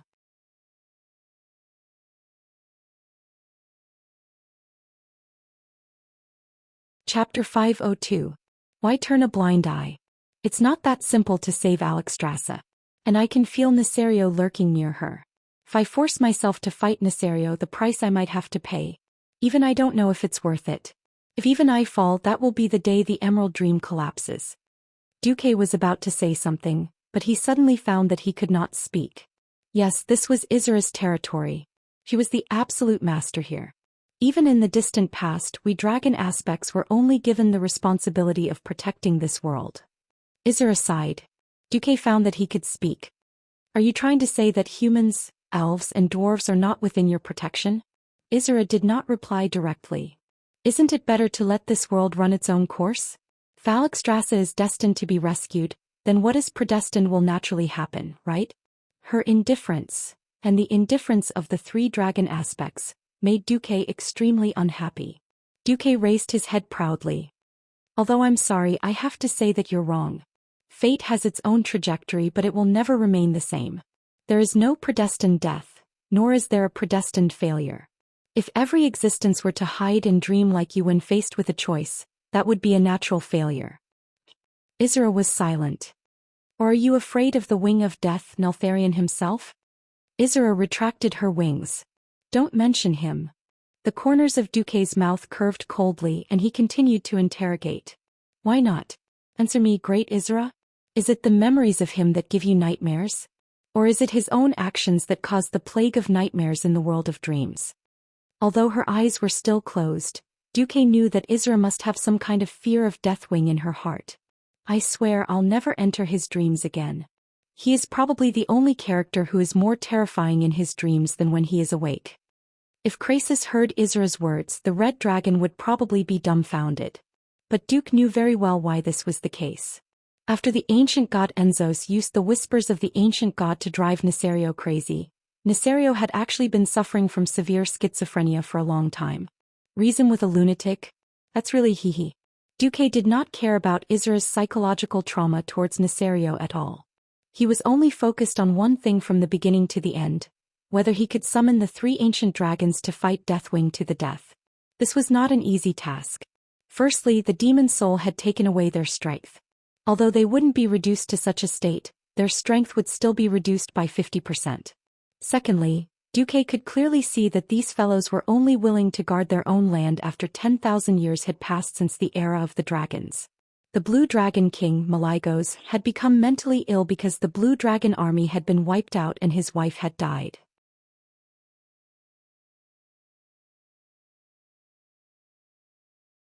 If he roared angrily, Isra, how many times have I said it? Don't peep into my dream. Isra would think that there was a chance. However, this dragon that was always happy now looked like an idiot. It just glanced at Isra and didn't say a word. On the right was the 1,000 miles of yellow sand.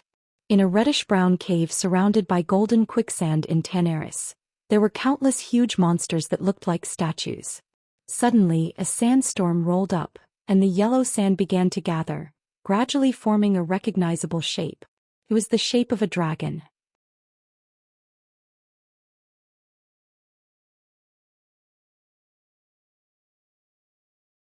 Chapter 503. It was the size of Malygos, and it stretched its dusty brown wings lazily. The sand continued to be absorbed into the behemoth's body and seemed to be mixed with various shiny metal particles.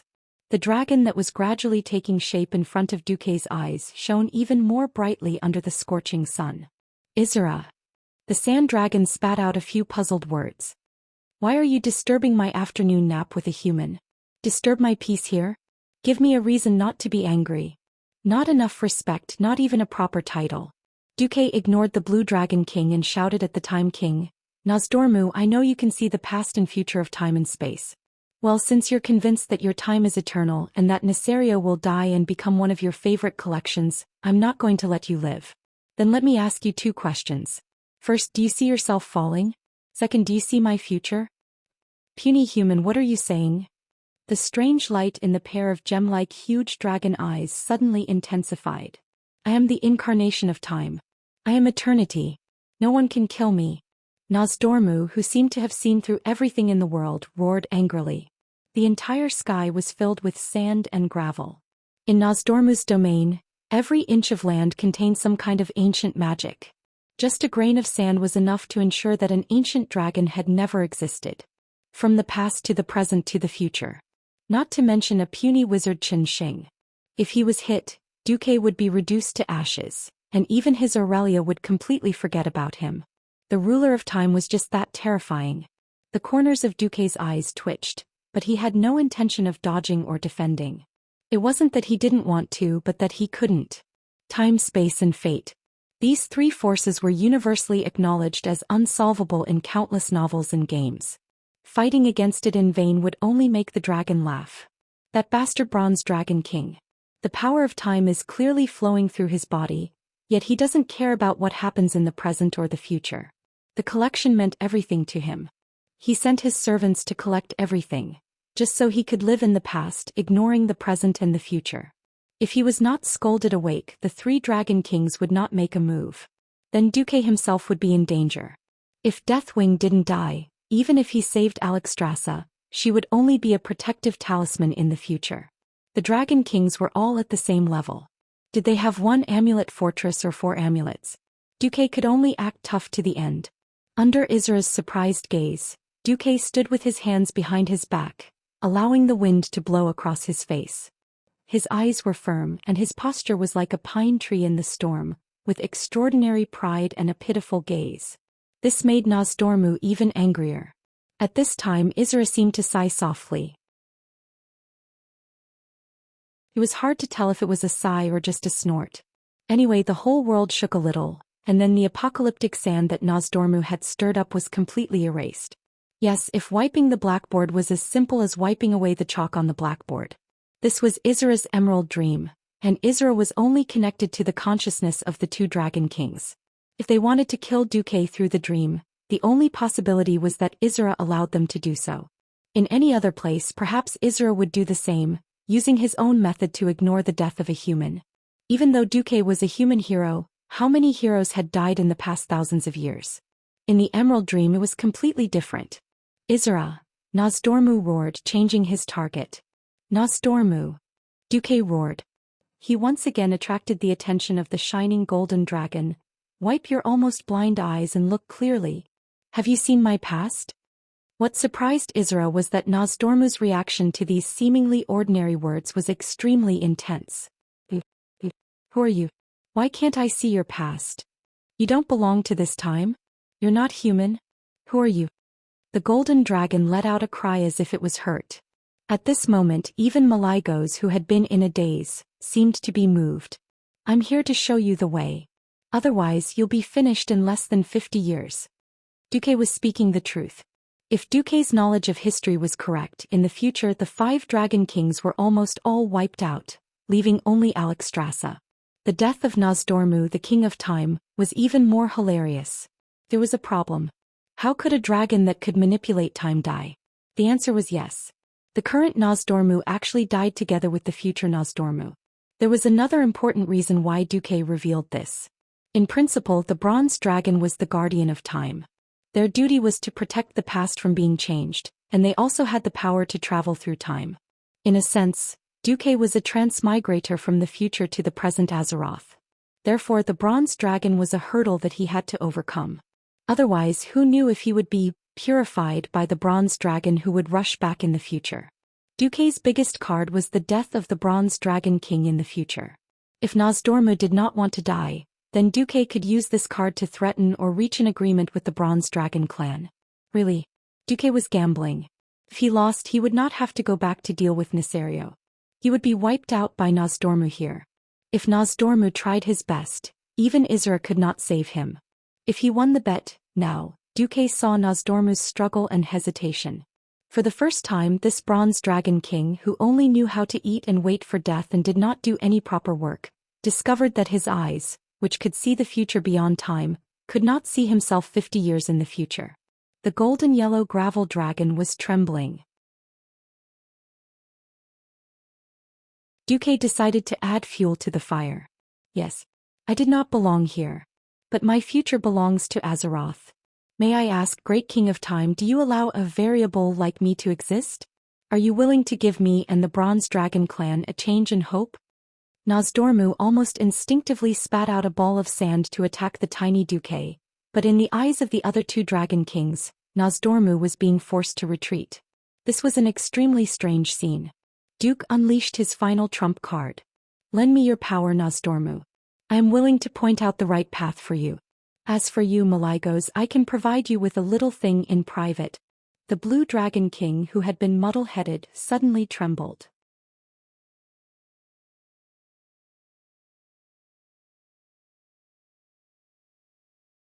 Chapter 504. Duque fell into a strange state of slumber. On the surface he was waiting for the red dragon to leave, but in reality he was still trapped in the emerald dream. The red dragon didn't realize this, Nesario didn't realize it, and neither did Sasha and the others who were lurking behind Duque. Almost at the same time in a Dalajan military camp, a large group of people were busy. It was a huge stone gate. The door was made of purple crystal pillars that conformed to the Daoist style. Of course, it wasn't as ridiculously huge as the Dark Portal, but it was still one of the best portals in the world. The illusory purplish-blue portal had yet to fully open. When the bystanders looked over, they could only see complete darkness on the other side. Almost 100 Daoist mages were nervously inspecting every single magical array. The Earth Mage was testing his mana output. The Morning Star Wizard was checking if the structure of the magic formation was complete. A Kirin Tor counselor and a Silver Moon counselor were standing at a high place, commanding everything. It seems like this world hasn't had such a large-scale teleportation in almost 1,000 years, right? The Silver Moon Parliament member muttered to himself. In the square next to it, thousands of people were also busy. They were not ordinary soldiers. Almost every one of them was fully armed and had a knight insignia on the chest of their armor. At the very least, it was a knight apprentice insignia. Meanwhile, the knight's servants were nervously conducting the final checks on their equipment. Weapons, equipment, and a small amount of water and rations. Behind them were a large number of professions: hunters, rogues, priests, and mages. In front of these knights, there were a few holy knights clad in bright silver armor, their bodies glowing with holy light. They had a name that resounded throughout the Alliance and the Horde: Knights of the Silver Hand. If one were to look carefully, they would notice that most of their weapons were enchanted with the Dragon Slayer spell that was specific to the dragon race. Even if half of the Daoist mages were to gather for the teleportation, it was impossible for them to have the same teleportation ability as the Dark Portal, much less transport an army of 100,000 in one go. 1,000 people, 1,200 at most. This was already the limit. The most elite troops of the entire Rotterdam Kingdom were gathered there. Almost everyone here had the strength to take down 5 orc warriors by themselves. They were the elite of the elite. They were the pride of Lordaeron. There was a viewing platform at the back of the square. From this balcony one could clearly see everything that was happening below. Tyrrhenas, the king of Lordaeron, stood with his head held high. He held the king's scepter in his hand and said to Antonidas, "My military advisor told me that even if we were to face 3 ancient dragons at the same time, we would not be able to defeat them. Even this team can fight against him." Antonidas seemed to be thinking about something. After a few seconds he replied, "Your consultant gave you a rather conservative estimate." Tyrrhena's face was filled with pride. Lordaeron has failed before, but Lordaeron will rise again. Daelin, Xion, Lang, and Salas, who were standing near Tyrrhenas, frowned. They could sense that Tyrrhenas had used the word Lordaeron. Even Kale, that's and Kudrin Wildhammer, who were also spectating the ceremony, felt disgusted. Ever since the incident with Lordaeron and Stormwind a few days ago, the kings had become even more vigilant. Everyone knew that Lordaeron was not kind. After they failed to forcefully marry Alicia, the 2 countries had a war of words. When Lothar threatened to resign from his position as the commander-in-chief, Tyrrhenas finally gave in. He stripped that guy of his title and demoted him to a knight.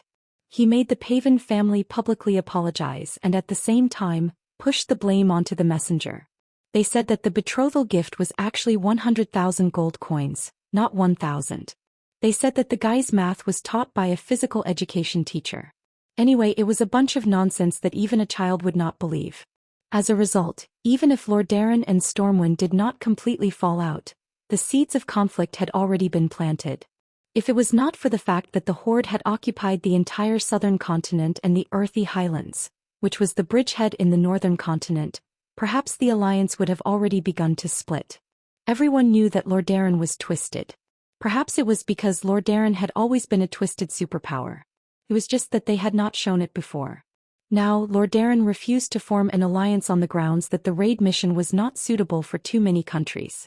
In fact, the lineup of Lordaeron was something that all the countries might not be able to come up with even if they sold everything they had. Hence, the kings at the side were extremely conflicted.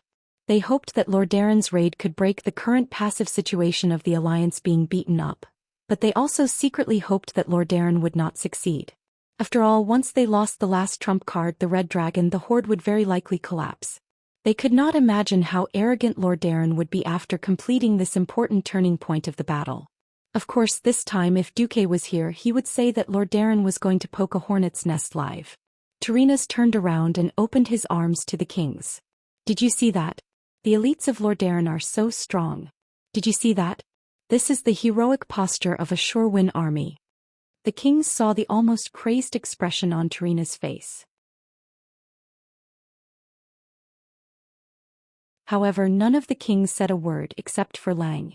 Ryan Rin strode forward. This seemingly ordinary movement was filled with a firm, cold, and sonorous feeling. Mograine, who was standing beside Tyrrhena's, could not help but narrow his eyes. General Menethil, I just want to tell you one thing. Never look down on those you think are just pawns. With that, Lang walked away without looking back. Chief Marshal Anduin Lothar also left with Lang. Within the alliance, the way of addressing someone was very vague. To be more intimate, one could call him by his name, adding Your Majesty. For example, normally, Duque preferred to call Tyrrhena's Your Majesty. If it was business, then he would call the other party by their military rank. At this point, all kings were generals. It was not wrong for Lang to call Tyrrhena's that. But this way the relationship between them was very cold. But Lionel was Lionel. Even if he was the ruler of a fallen country, he would definitely not be snubbed. He was asking for it. Lang's public flipping of the table in the political arena made Tyrrhena's face turn sour. Then Tyrrhena's sneered. Don't care about him. This is a righteous battle and we will definitely win. If you are ready, please begin, master. Antonidas did not like Tyrrhena's. This was the shamelessness of politics. As one of the countries that had received enough benefits, Antonidas had to fully support this operation. On the surface, this was purely Lordaeron's army. In reality, after the Dalajan received the benefits, they allowed many free mages to sign contracts and transfer to Lordaeron.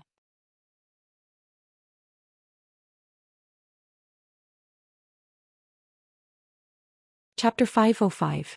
If the operation failed, Lordaeron would suffer a double loss, and the Dalajan would not have a good time either. Antonidas nodded and waved to the people below. Immediately, a commotion began to spread. Everyone get ready. Open the portal in 5 minutes. Countdown begins. In the plaza, the servants in charge of preparations began to leave like a flowing stream. Soon the only ones left were the generals and soldiers. Unrelated people were quickly taken away. The Dalajan guards in charge of safety quickly sealed off the plaza. Groups of Morning Star mages stepped into the magic formation beside the portal and entered their designated positions. Everyone began to look at Grand Mage Antonidas on the platform. After preparing the guards, Antonidas quickly began to cast a spell. After a short incantation, Antonidas's consciousness began to enter the hazy void. He was looking for the spatial coordinates of Grim Battle Fortress. Teleportation was never an easy task. Unless it was a capital city of a kingdom, it was difficult to have complete spatial coordinates. Most of the time, mages had to explore it themselves and lock onto a target. If they were not careful, it would be a tragedy. Hence, few mages below Radiant Moon dared to teleport to areas outside the major cities. To avoid alerting the enemy, the Alliance did not even set the coordinates with the Grimbatal mages beforehand. The person they relied on the most was naturally Breaking Dawn mage Antonidas. He did not have to spend much effort to find his target. It was to the east of Grim Battle, near the Dragon's Maw Gate in the future. He could not set the portal on top of Grim Battle Mountain.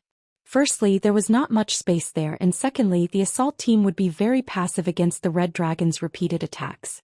He also did not have the cheating skills of the Wings of Death to directly find the secret passage to the Red Dragon Queen. He could only choose the most suitable spot, an empty space between the Horde's army and Grim Battle Fortress. Found it. The moment Antonidas locked onto the coordinates, the huge portal in the plaza began to fluctuate violently. First it was a ripple, and then it turned into a huge wave made of an unknown substance. In a few moments, the scene on the other side of the portal appeared. It was a huge passageway, and both sides of the passageway were filled with torches. The tribal warrior who was in charge of guarding was shocked by the sudden appearance of the portal in front of him. Then he saw the Alliance soldiers standing in front of the portal, ready to charge. General Abendis, the highest commander of this operation, raised his sword high. In the name of Lordaeron, charge.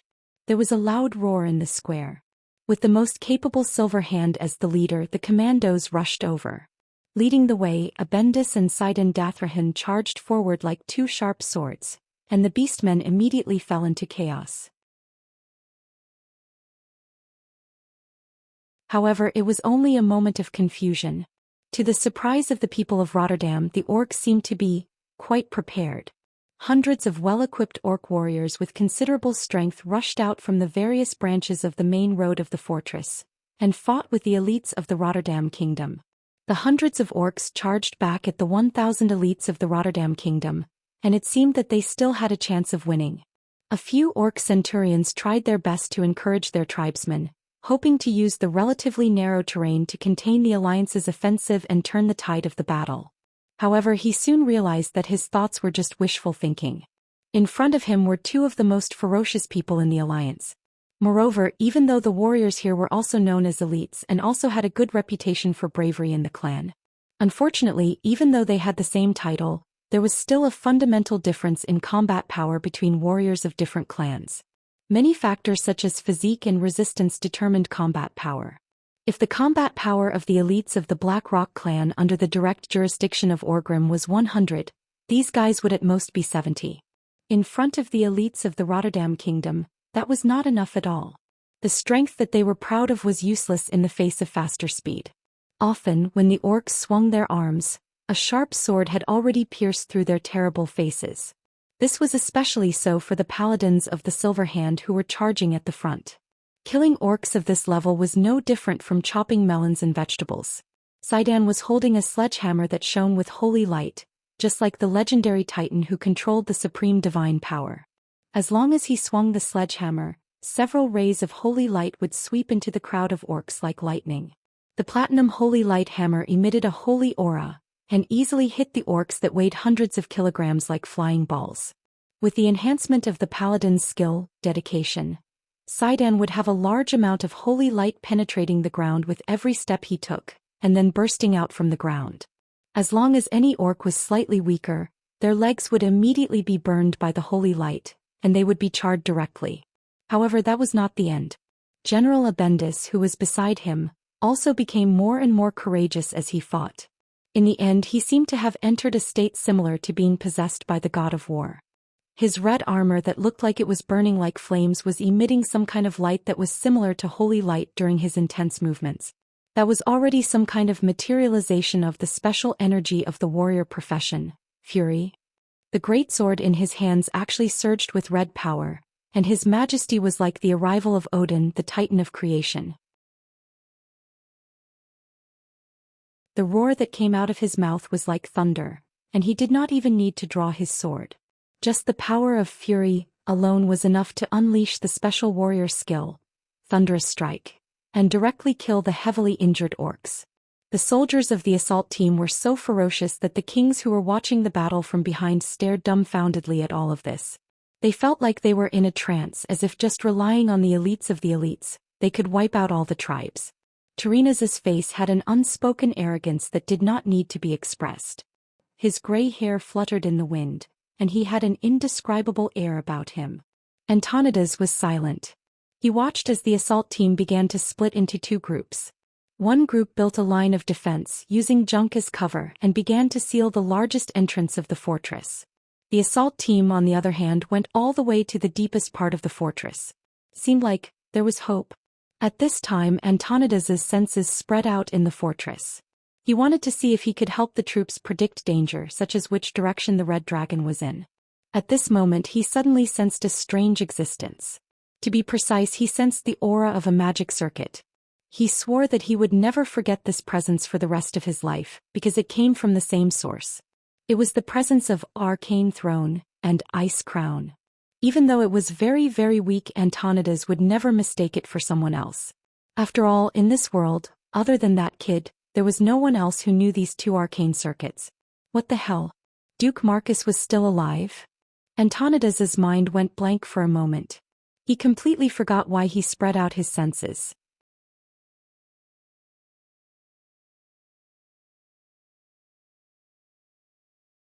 Chapter 506.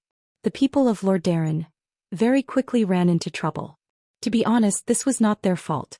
If one disregarded Du's actions, there was no problem with their surprise attack.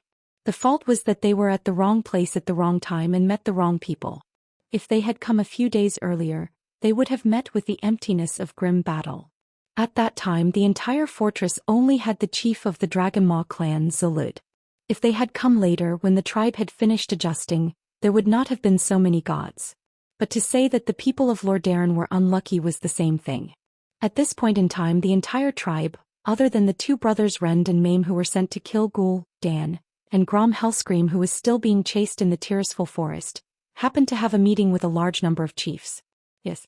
It was in this grim battle that the meeting was held. Just yesterday Great Chief Orgrim, who had just barely escaped with his life, had left his deputy Sobek behind after making arrangements for the war in the Earthy Highlands. After that, a large number of chiefs had come to a meeting, and it was a secret meeting.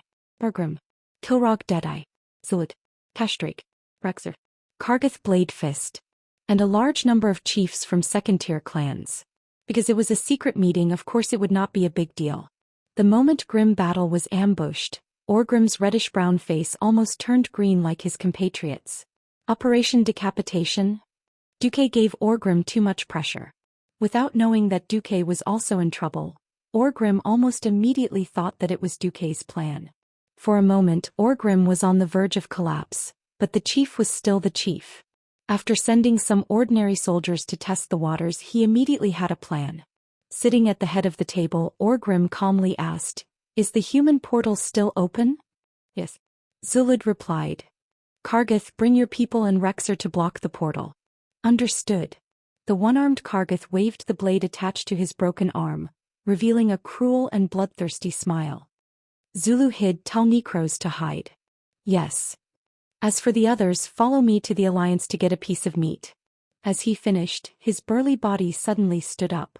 Everyone could see Orgrim gripping the infamous Hammer of Destruction tightly. The people of Rotterdam were dumbfounded. After all, this wasn't their territory. Even with the map provided by the bronze-bearded dwarves, not everyone could clearly find their way in the middle of a bloody battle. Apart from the unlucky ones who were smashed to death on the spot, the people of the Rotterdam kingdom were dumbfounded, especially when the roof of the main passage of the fortress suddenly collapsed, and a large number of powerful people jumped down. The Alliance and the Horde had been fighting for a long time, and everyone knew each other very well. Everyone knew that the Alliance relied on formations.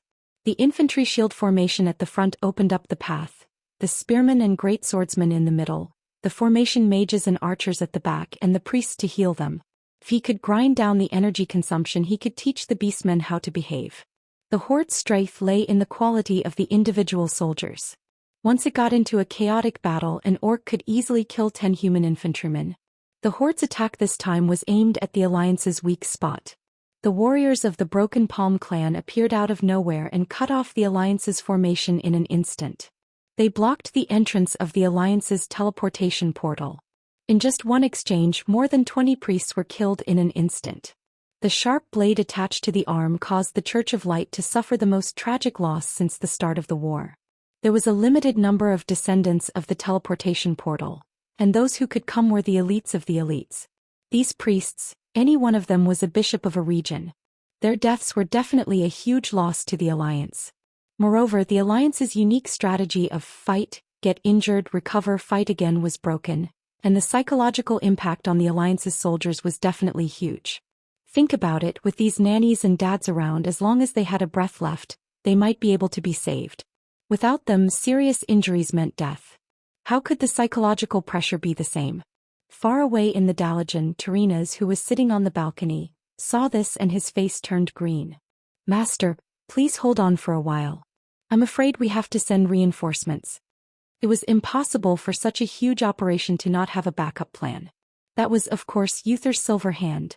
Almost as soon as he saw that the passage was sealed, Uther had already taken the lead and rushed over. Behind him, Tyrion Fordring also rushed over with his warhammer. Beside them were 50 Silverhand paladins. However, as soon as they rushed over, they found that the battlefield was still too narrow.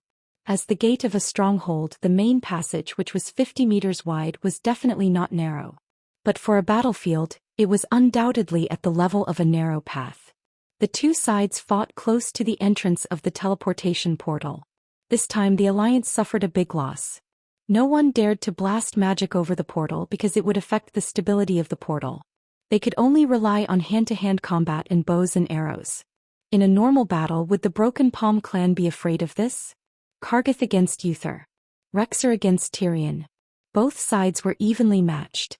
It seemed to be a stalemate here, but the problem inside was huge.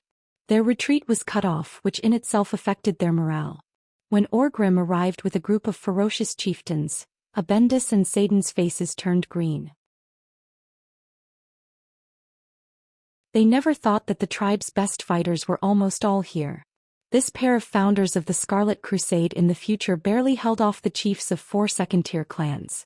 But that didn't stop Orgrim from sneering as he led a large group of the most powerful chieftains to slaughter them.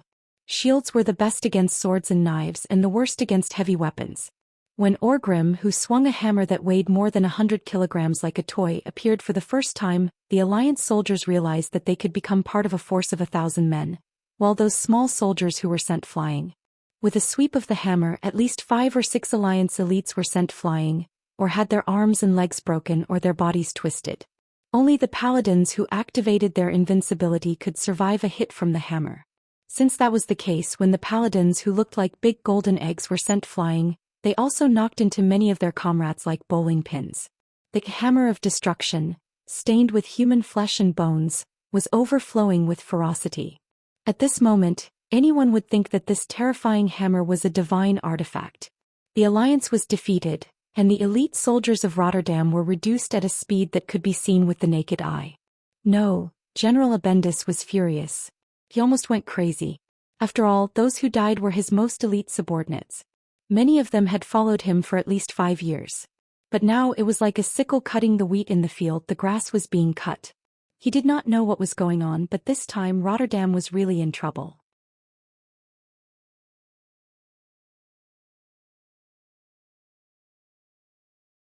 Chapter 507. Actually, the people of Rotterdam were very unlucky this time. If Duque had not crossed the wetlands to lure out the wings of death, the 3 young red dragons would not have been killed, and the Dragon Maw clan would not have been so tense. The young red dragons were not just any ordinary people. They were at least as strong as the chiefs in the tribe. It was no wonder the tribe was shocked when 3 of them died in a few days. Without that, Zulud would not have let the 100,000 tribes gather near Grim Battle. There was no need for Orgrim to hold a meeting at the tribe's gathering point. There were many things that were interconnected. Rotterdam, who had rashly intervened for the sake of their reputation, happened to see the 100,000 horses running around, and almost lost all their money. Not only was Orgrim leading the slaughter inside, but the situation outside was not quiet either. Zulud immediately flew his red dragon through the special entrance of the dragon tribe to the entrance below the fortress, and let the dragon breathe dragon breath at the portal.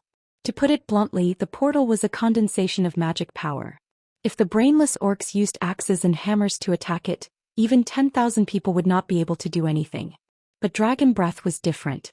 The essence of dragon breath was fire elemental energy. Although enough fire elemental energy would not destroy the portal, it would put a greater burden on it. The mages in the Dalajan were in a difficult situation. Who's attacking the portal? The mages found that their mana consumption was increasing. It was already difficult to maintain a portal that could transport dozens of people at the same time, but now it was even more difficult. Bastard. It's the red dragon again. Antonidas obviously knew what it was. King Tarina's face was drained of blood. The infantry could no longer break through the situation. If they wanted to change the situation, they would either have to sacrifice themselves and let the people at the door retreat, or they would have to send in an overwhelming force. No matter how he looked at it, the tribe was well prepared. He tried asking, "Can the Dalajan send in more mages?" Antonidas glared at him. "How dare you ask me to send my precious high-level mages into such a messy battle?" Mages were definitely treasured by the humans in the entire alliance. The Dalajan Academy mages in particular were the worst at messy battles. It was generally accepted that the way mages were used was to suppress their opponents in positional battles. Tarina's suggestion in the ears of the Kirin Tor chairman was like sending him to his death. It was time to test Tarina's courage. If they retreated like this, they would lose at least half of their elites and gain nothing. If they continued to send more troops, the situation might not be good. Instead, it might cause more experts to fall into the trap. Tarina's was not satisfied. That should have been a great opportunity for the Rotterdam kingdom to make a name for themselves and show off their might. Why did Duke kill tens of thousands of elite orcs in a few moves? Why did it seem like sending the elites to their deaths when it was his turn? The old king's clenched fists trembled. There was no need for others to remind him that he had to make a decision. At this time Antonidas suddenly thought of something and said, "Your Majesty, you don't have to be so pessimistic. When I opened the portal just now I sensed the magical wave of Sir Marcus. He seems to be in grim battle." Hearing this, Terinas, who understood the hidden meaning behind the words of the Archmage, almost vomited blood.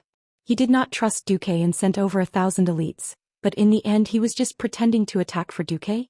Wait a minute. Wasn't Duque about to die? How did he manage to sneak into the fortress while being surrounded by tens of thousands of orcs? This time not only did the Rotterdam kingdom's fists tremble, even his body was shaking. Terinas was shocked. Lang and Andoin were overjoyed.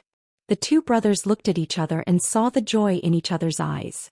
Duque was still alive. Lang could not suppress his excitement and quickly went forward. "What's wrong with Duque? Can you sense his condition?" Antonidas nodded.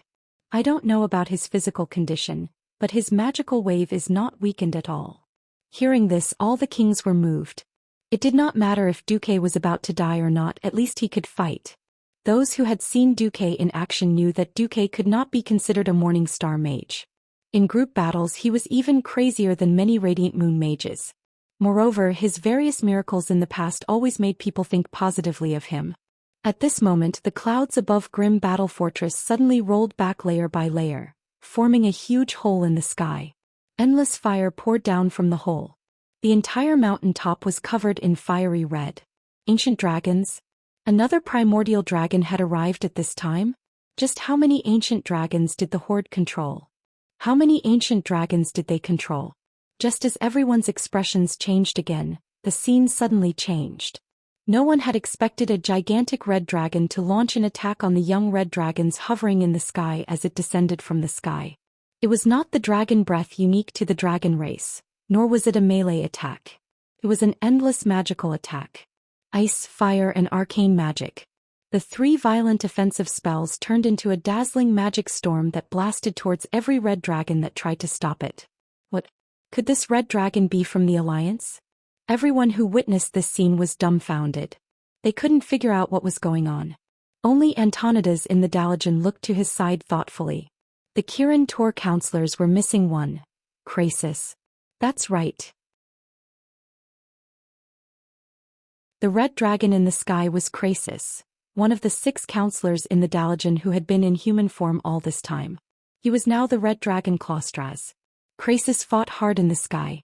Even though he had already stepped into the ranks of the ancient dragons, he was not at ease when facing so many powerful compatriots.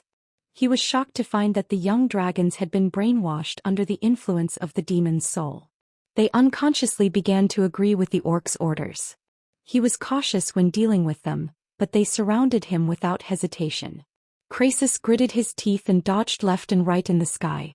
However, at this critical moment he still sent a magical message to someone. "Duke Marcus, I don't know what other trump cards you have, but I've used all the tricks I can. The rest is up to you. I'm counting on you.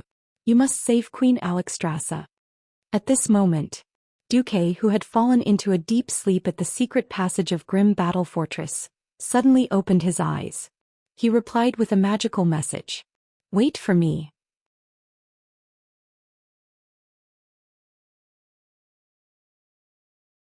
Chapter 508. Krasis was in a sorry state, but he was extremely excited. Twisting left and right, he seemed to be on the brink of death, but he was able to play tricks under the siege of several young dragons. He used all sorts of unimaginable spells and agility that did not match his huge body to teach the young dragons how to fight. Even though his injuries were worsening, even though his actions were getting worse, there was still a fire burning in his chest. His fighting spirit was still boiling. One after another, the young dragons lost the ability to fight without being fatally injured. Krasis was still holding on because of a message from Duque. "Wait for me." If someone else had sent it to him he would have snorted. But the person who sent it was Duque, the most legendary young man in the entire Alliance or even the entire Azeroth. These 2 words exuded a strange magic. These two words represented an unparalleled miracle. Krasis unleashed the strongest combat power he had in his life. At the entrance of the secret tunnel, Duque looked up at the sky. He could not see the intense battle in the sky from his angle, but he could tell from the continuous dragon roars that Krasis was doing well. Suddenly he waved to the people below. "Sasha, call everyone up." Sasha was stunned by this wave of his hand. It was not just her. No one knew why Duque was so confident after a nap. Of course, it could be imagined that Duque had used the surprise attack of the Lordaeron people and the unexpected red dragon as a cover for his real attack. But she felt that it was not that simple. "Come up, I've gathered all the cards." Duque stood at the entrance. The strong mountain wind made Duque's magician robe flap loudly. His short hair made him look energetic. Most importantly, Duque's lips were curled up in a confident smile. Just as Sasha and the others sprinted towards the entrance, a large line of words appeared in the mental isolation zone that Duque had set up. "Go, my little slave. It's time to save the Red Dragon Queen. Find her and recite the incantation Azadalu. Alexstrasza shall receive the redemption she deserves." The long incantation was followed by a bewitching sentence. Duque pretended to be absent-minded, but a moment later his thoughts seemed to return to the right track. Sasha and the rest did not stay too far away. In fact, after the people of the Rotterdam Kingdom started their attack, they were already less than 200 meters away from Duque. In a few moments they had arrived in front of Duque. It was only a distance of less than 10 breaths, but Sasha was extremely agitated. Her perfectly plump breasts rose and fell rapidly. She couldn't care less about using her fingers to comb her scattered silver hair. She asked with great concern almost immediately, "Duque, are you all right?" "I'm fine, how about you?" Duque replied with a smile. "I'm fine too." For some reason, looking at Duque's gentle and confident smile, Sasha felt flustered. This feeling became clearer with Duque's next words. "No, you're not fine. I feel like you're a little old." Her heart was beating very quickly. It was so powerful that she felt like her heart would jump out of her chest at any moment. After pulling the bowstring countless times, her usually steady hands were trembling for some reason. Sasha bit her lip, her cheeks and neck were slightly red that she could not hide. "Don't worry about me for now. Are you really all right?" "I was." When Duque said this, Sasha's heart skipped a beat. However, Duque's next words took a turn. "I'm fine after seeing you." You. Even if Sasha was really thick-skinned, she had to give in after being teased and attacked by Duque. Moreover, Sasha had never been thick-skinned. Sasha had arrived first with her high agility and speed. The other three had just climbed up the hill. Duque smiled and turned around elegantly. "All right, the best singer always goes on stage last. Let's not waste this precious opportunity." Everyone was here. "Let's go." Everyone could feel Duque's surging confidence. No one knew where his confidence came from, but everyone believed it. He really couldn't figure out if this was a person's name, the shadow of a tree, or if Duke's body had really changed. "I'll go first." For once, Gavin Rad was not a spectator. He took out his shield and one-handed hammer and prepared to open a path in the dark cave. "No need. We won't have any enemies before the little red dragon appears." "Faster, thief. We still have to fight the red dragon." Apart from Marion, the other three were all shocked.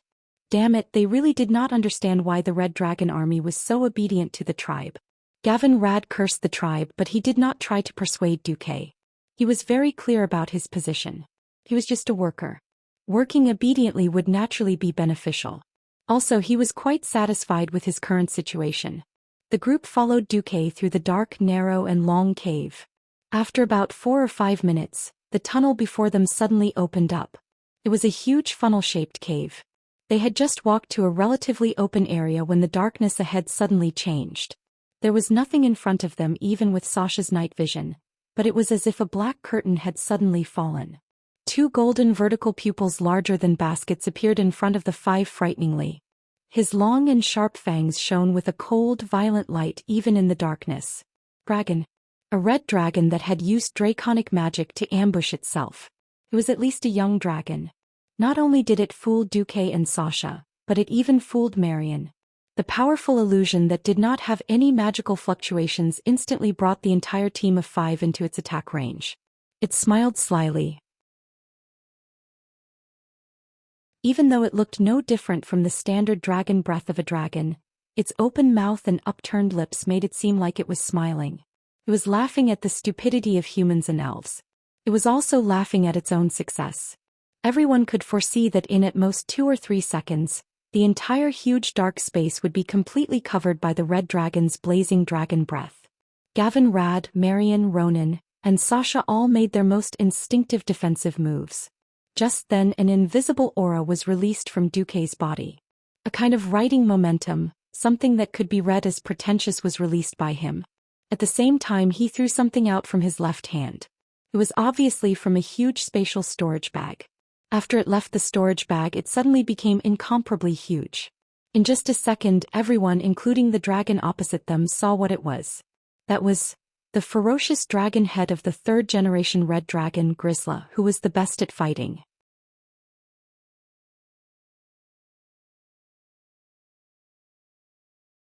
Chapter 509. This scene was very strange but also very funny. The 4 people around Duque were all panicking. They had almost activated their invincibility skills and fridges. Only Duque had his hands behind his back. He stood tall and straight like a pine tree, putting on a handsome show in the mountain wind. As for the other side, the mysterious red dragon that had been prepared to greet Duque's group with a blazing dragon's breath was even funnier. More than half of the dragon's breath had come out of its throat, but it was swallowed back by the red dragon as if it was swallowing saliva. What the heck? You can swallow the flames you spat out. Why don't you show what you eat and shit? Cough cough. After a while, the 4 people around Duque were embarrassed. They had thought that there would be a fierce battle. Who knew that after Duque threw out a dragon's head, the red dragon would give up? That's right. It really gave up. Actually, it was not the red dragon's fault. Ancient dragons were not cabbages that could be found anywhere they wanted. Kurtzla was the famous leader of the 3rd generation of dragons in the Red Dragon army. Had he climbed a mountain of swords? Had he seen a pot of boiling oil? Had he seen someone swallow 10,000-year-old ice as ice cream? He did. That's right. That was what Kurtzla had done. All right, Kurtzla, who didn't believe in superstitions and dared to try anything and kill anything, now had his dragon's head, which was bigger than a small house, appear in front of her. Seeing the arrogant Kurtzla's eyes wide open in anger, it would be strange if the little female dragon did not pee in her pants. Dragon's breath could not be swallowed easily. A large amount of dragon breath could not find a place to vent, and could only come out through the gaps of her teeth and nose, choking her half to death. She was so stunned that she did not dare to spray this dragon breath on Duke. His long snake-like neck quickly turned and spat the dragon's breath to the side. Cough, cough, cough. The little female dragon choked so hard that her tears almost flowed out. Ronan, Sasha, Marion, Gavin, Rad, silence. Dead silence.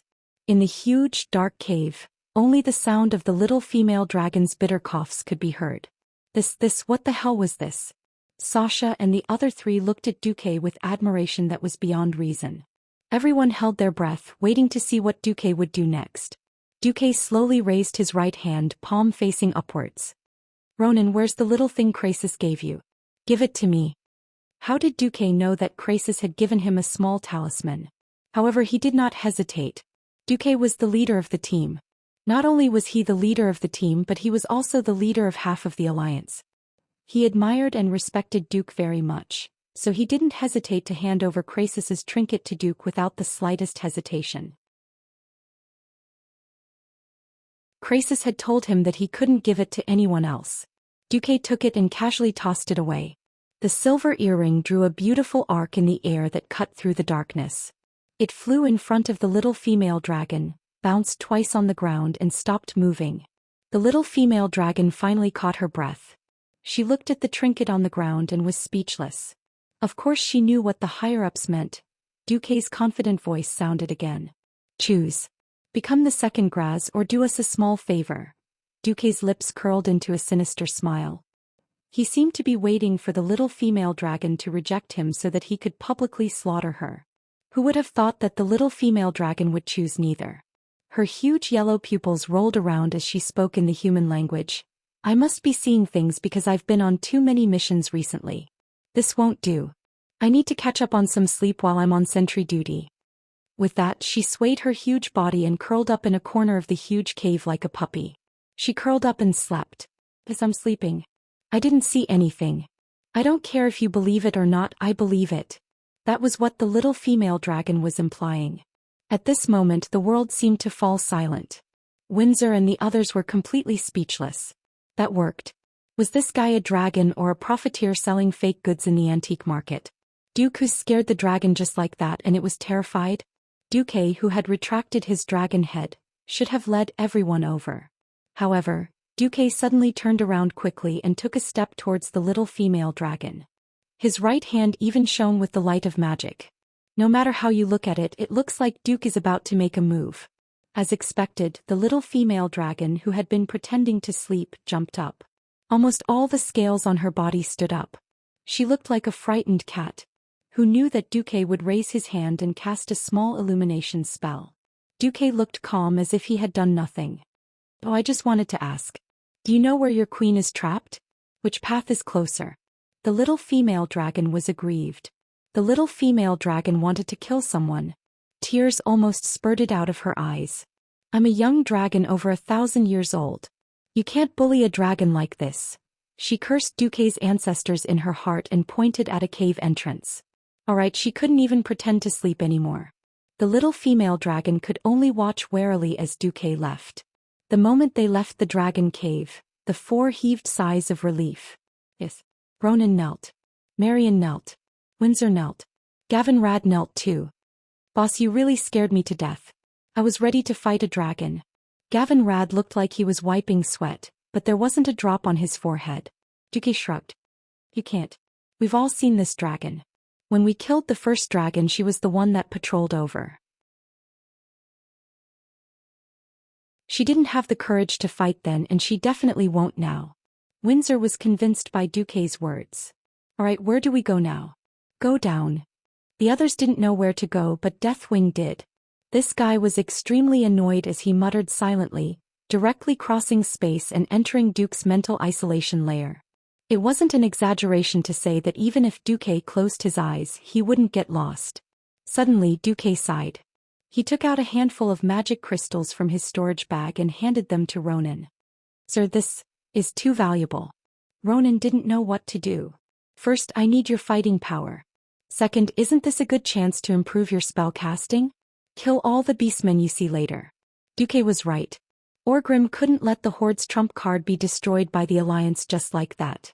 In fact, after leaving the Dragon Cave, Dooku's group started encountering large numbers of beastmen guards. Whoosh, whoosh, whoosh. The four of them were dumbfounded as they looked at Duke, who was strolling leisurely in front of the orc guards that kept surging out, as if they had seen a ghost.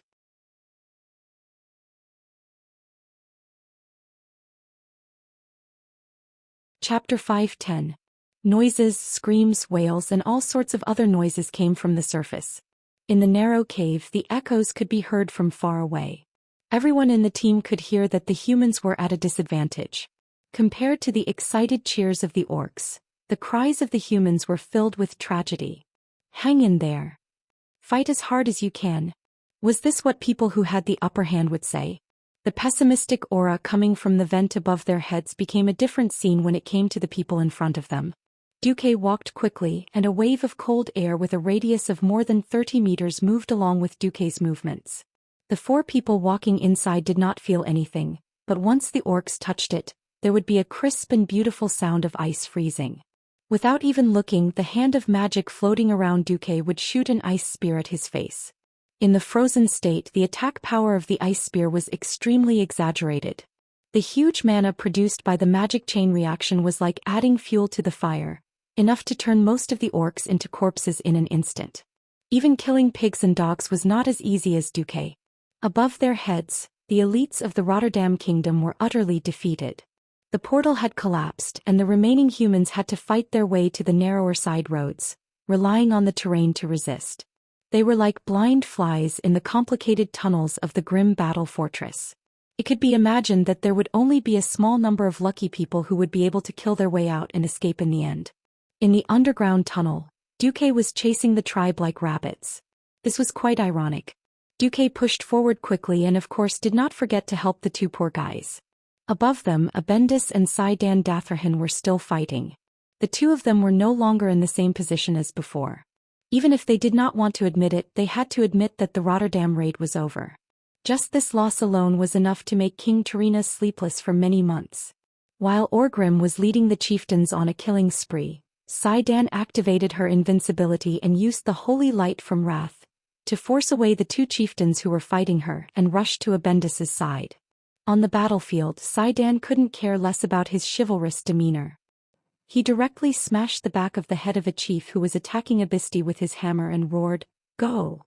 Where do you think you're going?"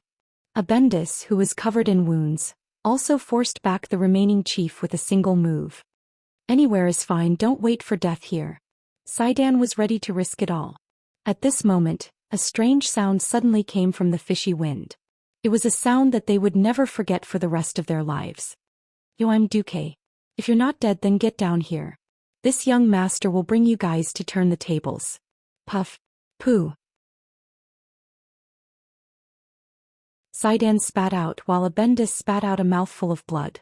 What the hell? Why did Duque suddenly jump out of a rock and appear at the most critical point while we were fighting for our lives here? Saidan and Abendis looked at each other. Abendis was still a little suspicious. "Isn't Marcus dead?" Duque's voice came from the wind again. "F***ck, if you don't get down here I'll kill you first." There wasn't a commanding tone, nor was there the usual polite atmosphere in the command center. There was only a ruffian aura that Abendis had never heard before. Saidan shrugged. "I'll bet a copper that it's him." "I'm not betting with you." General Abendis bared his teeth and waved his hand, summoning the dozen or so Alliance elites nearby. With a loud shout he killed his way through a small path. Duque stepped on the red blood and stood in front of a huge iron gate. Beside him were naturally the four-man team and a ground full of beastman corpses. Even with beastman's height, they would feel small and powerless in front of such a huge iron gate that was more than 40 meters tall. "The Red Dragon Queen is in here?" Sasha asked softly. Duque nodded. "Yes, but this is where the test begins." Actually, there had been a test just now, but Duque had scared the little female dragon so much that she pissed her pants, so he passed. Glancing at the notification in his vision, Duque said, "Marion, come in with me. The three of you try your best to defend this place while we go in to deal with the Guardians. If there are too many chiefs, retreat to the Iron Gate." Duque pointed at the Iron Gate beside the Iron Gate. A paladin, a ranger and a half-baked wizard. This strange combination of defending this huge tunnel didn't seem reliable at all. No one objected because this was Duque's decision, and it was a reasonable one. The Guardians of Demon's Soul weren't just anyone. They were worthy of being the two strongest fighters, Duque and Marion. And they had to defend this place to the death. Gavin Rad checked his equipment again. He first carried the shield on his back and hung the one-handed hammer on his waist. Then he took out a huge two-handed hammer from his inventory and tied the handle of the hammer to the handle. Sasha jumped onto a protruding rock beside the Iron Gate. Because the rock was high on the outside and low on the inside, Sasha treated it as an archery tower. She took out 3 quivers of arrows and fixed them on the wall. Ronan gritted his teeth and started absorbing the magic crystals he got from Duque like crazy. Just then a commotion came from the cave entrance. The battered Saidan Datharhan and General Abendis had finally arrived with 6 or 7 knights. However, the ones chasing after them were the chieftains of the strongest first-line clans, led by Chieftain Orgrim of the Horde. Seeing that Saidan and Abendis had managed to get here, Duque smiled. He shouted at the paladin who was being chased like a dog, "Help me defend for 20 minutes. With that, he didn't care about Saidan's reaction and brought Marion through the Iron Gate. Oh no.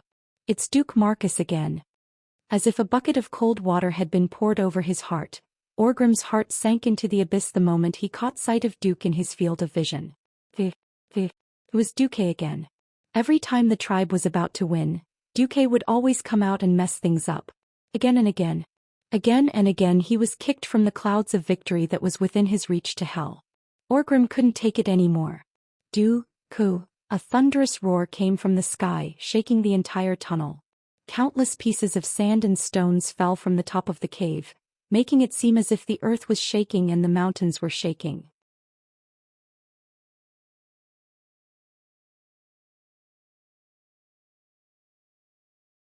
Chapter 5:11. Great Chief Orgrim's lungs were about to explode from anger. As a ferocious warrior, Orgrim had never believed in fate or anything like that. He had failed time and time again. Even Orgrim, who had an incomparably firm will, started to waver. Is Duque really my nemesis? When this question appeared in his mind, he could no longer suppress the uneasiness in his heart. Every night he would dream of his own failure. He would remember the pain and anger that Duque had brought him. He could not suppress it. Orgrim pointed to the top of the cave and took up a stance with his right hand. In the next moment, Orgrim used his famous Hammer of Destruction as a super-large hidden weapon. The sudden burst of magma-like heat increased the temperature of the entire tunnel. Everyone's field of vision was lit up. The scorching heat came from afar, and the surging wave of heat passed through the gap between Abendis and Sai-Dan. The irresistible heat made the two scream in pain, and they quickly dodged to the left and right. Even so, their arms were still stained with magma-like viscous substance. The horrifying heat passed through the gauntlet and traveled to their arms, and they both felt a burning pain on their skin. Ah!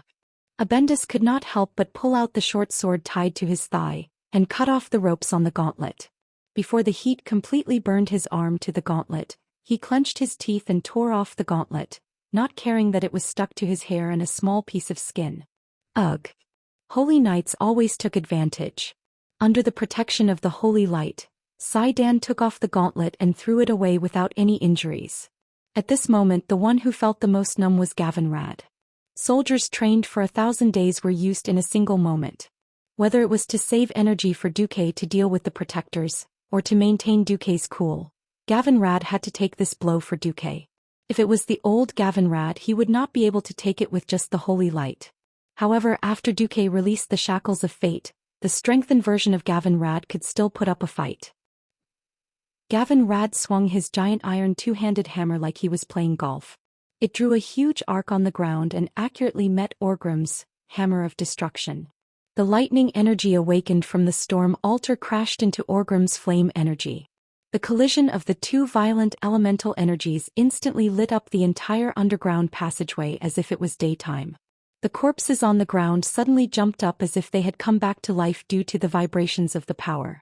Soon after, they were either burnt to a crisp by the uncontrollable flames and lightning power, or directly carbonized by the lightning power. The violent elemental energy spread in all directions, and the huge tiles on the floor of the passageway stacked up layer by layer like broken waves. It was a ghastly sight. It was like experiencing a small, terrifying earthquake. Gavinrad was in a sorry state, but he managed to hold on. It was impossible for Orgrim's flying hammers to be replenished every second. Gavinrad's quality was not good enough, but he was good enough. At that moment, Gavinrad did not know how many times he had cheered for himself. The result of the collision of the two hammers was that Gavinrad sent Hammer of Destruction, flying like a high-flying ball. Duque's face was momentarily stunned. Then Duque revealed a smile that Orgrim wanted to slap him to death 10,000 times. At this time, Duque actually had the time to wave his hand and make a bye-bye gesture to Orgrim. Ah! Orgrim was on the verge of losing his mind. As he charged, he picked up a large hammer that was obviously used by a centurion and charged forward. Behind him, Kilrog and the other chieftains charged forward as well. At this critical moment, a new group of Alliance army arrived. They were Uther and Tyrion Fordring. After knowing that Duque was still there, Tyrrhenus finally made the decision to raise the stakes. He sent the last reserve team over as well. This decision directly caused most of the top forces of the Alliance and the Horde to start a decisive battle in this rather narrow passage for an army. After entering the Iron Gate, it was pitch black. The Red Dragon Queen is imprisoned here? Marion, who was holding her staff, was confused. Her vision was not as good as Sasha's, but her night vision talent still allowed her to see further and clearer than Duque's. What entered her vision was a vast expanse of emptiness. Just be careful. Almost as soon as Duque finished speaking, the air in front of them suddenly flashed, and thousands of small fireballs exploded out of thin air. These fireballs spun quickly and merged with each other. Finally, they formed a blurry human figure and the silhouette quickly became clear. This was a huge flaming puppet, the guardian of Demon's Soul. It was a magical life form that was unknown to outsiders. "Get out of my way!" Marion roared angrily and her staff shone brightly. Without the silk wrapping around it, Marion's staff revealed its beautiful appearance. The staff was dark red, and the tip was made of an unknown jade material. It was a pure, beautiful, naked flaming angel. As she roared, the dark red staff in her hand suddenly brightened, and a narrow beam of light flashed from the tip. In the next second, Demon's Soul Guardian that was pouncing towards Duque and Marion was split in half by the blue arcane light. There was no blazing light like the sun, nor was there any sharp light. With just one simple move, the Guardian of the Demon's Soul, which was created by the 4 Dragon Kings, was killed. Duque looked at this scene in shock. He finally had a clear understanding of the power of this delicate and seemingly weak female counselor of the Silver Moon Parliament. "Go. I can't hold it for long." Duque's right eyelid twitched. He suddenly realized that the damned flaming puppet had appeared again, roaring and pouncing towards them. This time Marion used the same trick again, but it didn't get the desired effect. The flaming puppet took the hit head-on, and only paused for a moment before it continued to attack expressionlessly. Marion had to use another powerful spell that Duque didn't know about to destroy the flaming puppet again. Duque gritted his teeth. "Marion, be careful. Hurry up, I can't last long." Marion smiled bitterly. Duque took out the Grand Marshal's battle staff, and flashed deeper into the fortress.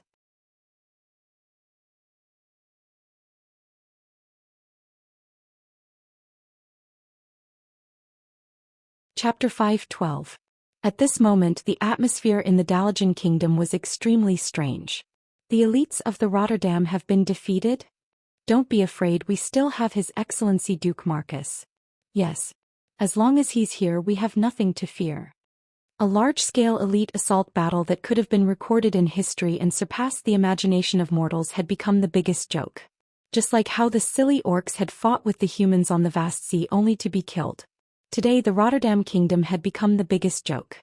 More than half of the kingdom's elite knights had been slaughtered in less than an hour.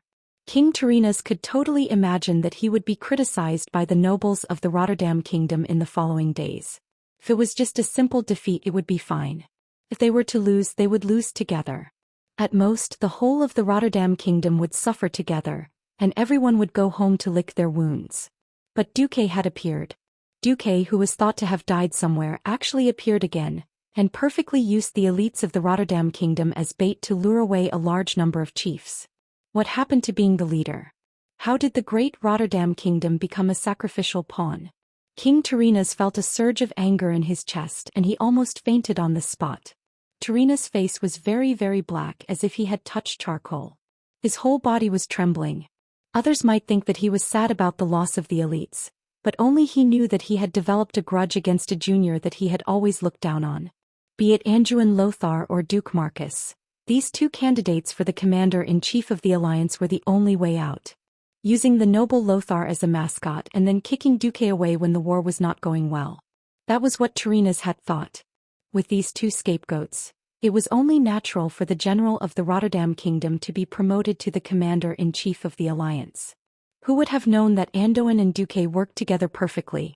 One controlled the western battlefield and the other coordinated the entire alliance perfectly, organizing many successful military operations, and expanding the alliance from 8 to 10?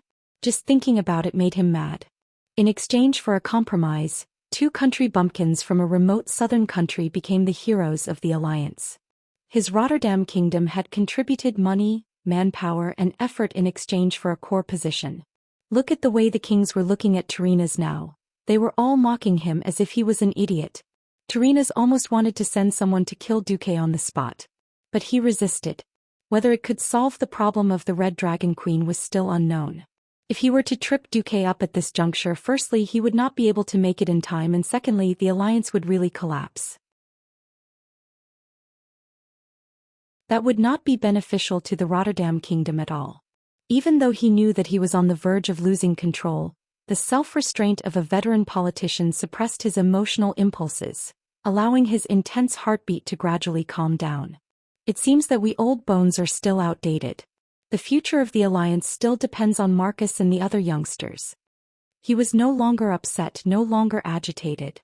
If he did not lose control just a moment ago, everyone would think that Tyrrhenus was a kind elder who took care of the younger generation.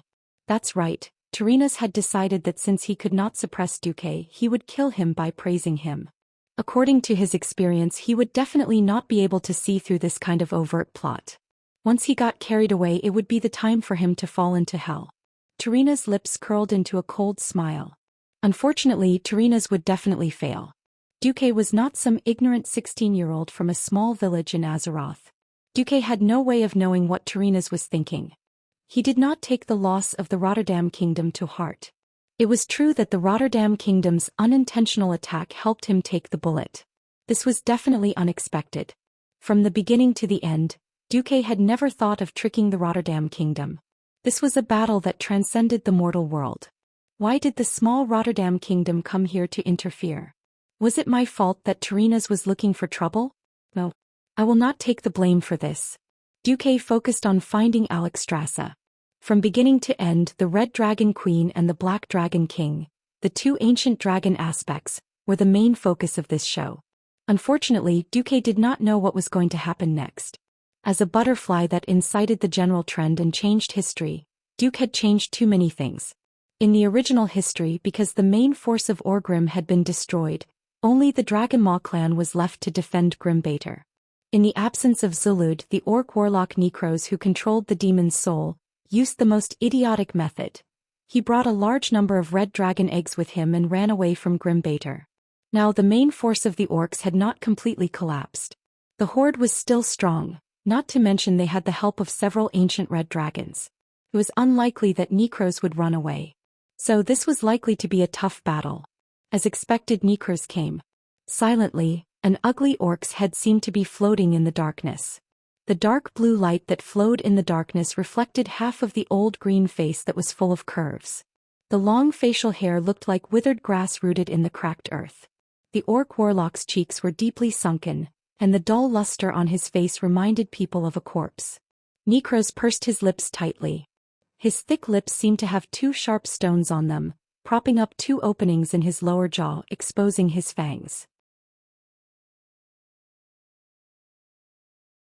His hood was embroidered with demonic incantations, and the shadows that extended from it covered his eye sockets. The deeply sunken eyes emitted a deathly light in the darkness. If not for the fact that he could still feel his breath, Duque would have thought that he had encountered an undead and not a living orc. Necros spoke in a voice that reminded people of death. His common language was terrible and Duque could barely understand him. Duke Marcus, the nightmare of the horde. I did not think that you would come. Duque leaned on his staff. To this world, your horde is the nightmare. Necros let out a rough and unpleasant laugh. Unfortunately, after today, only one of the two nightmares will remain. Necros was right. The Red Dragon army was the last card of the horde. After losing the main forces of the Blackstone and Warsong clans, the horde no longer had the upper hand in terms of quantity and quality. And the terrifying military mobilization ability of the alliance had only just been revealed. Duque curled his lips and imposed a conclusion on this meaningless argument. You die, I live.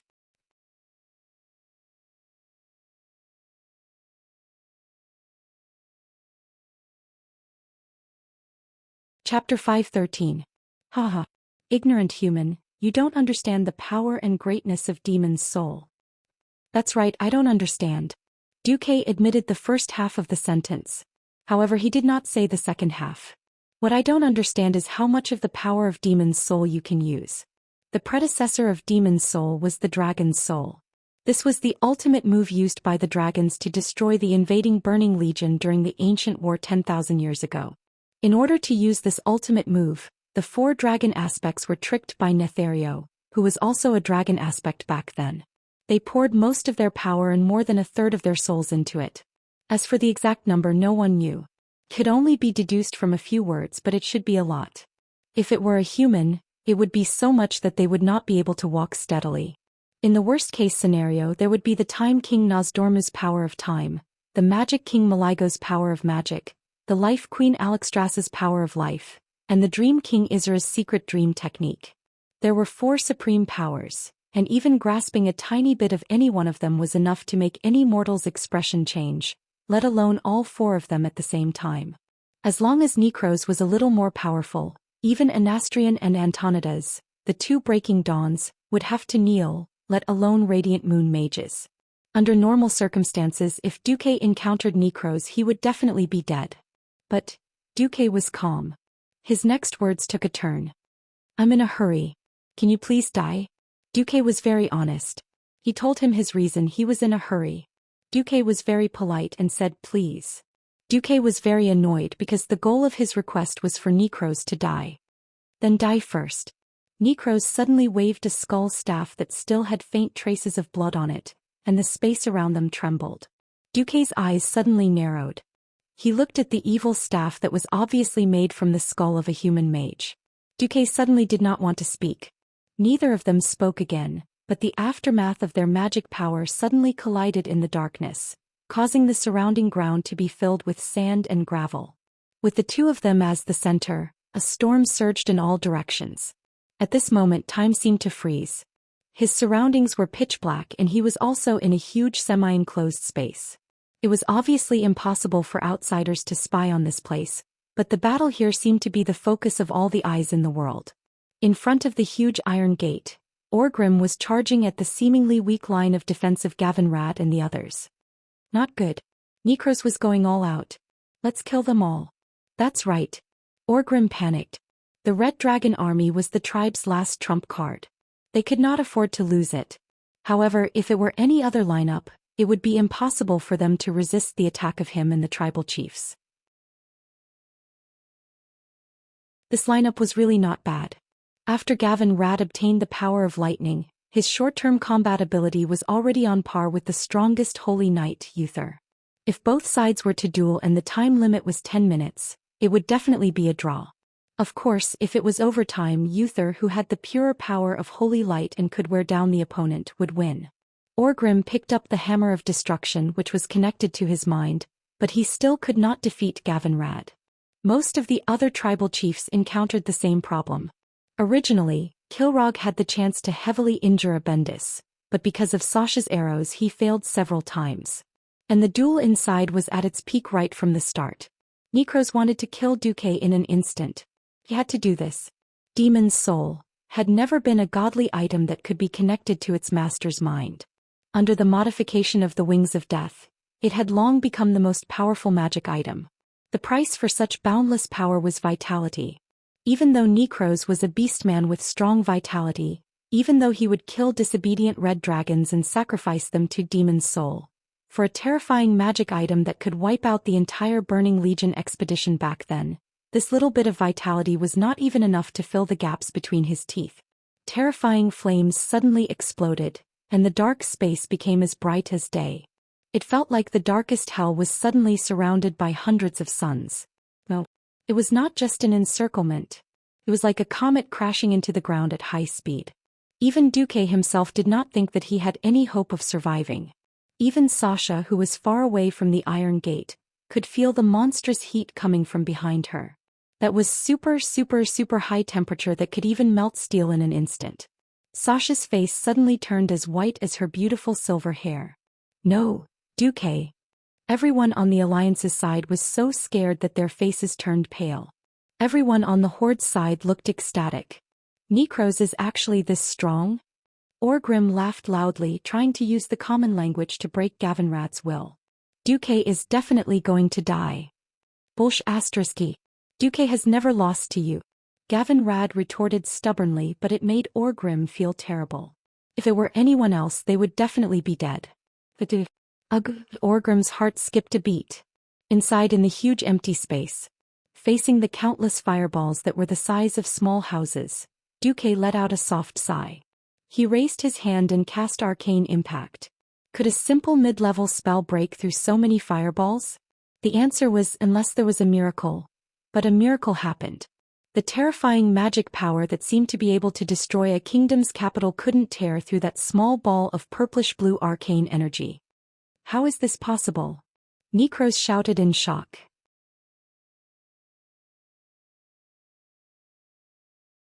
Almost instantly, the fireballs in front of him exploded like balloons that had been pierced by needles.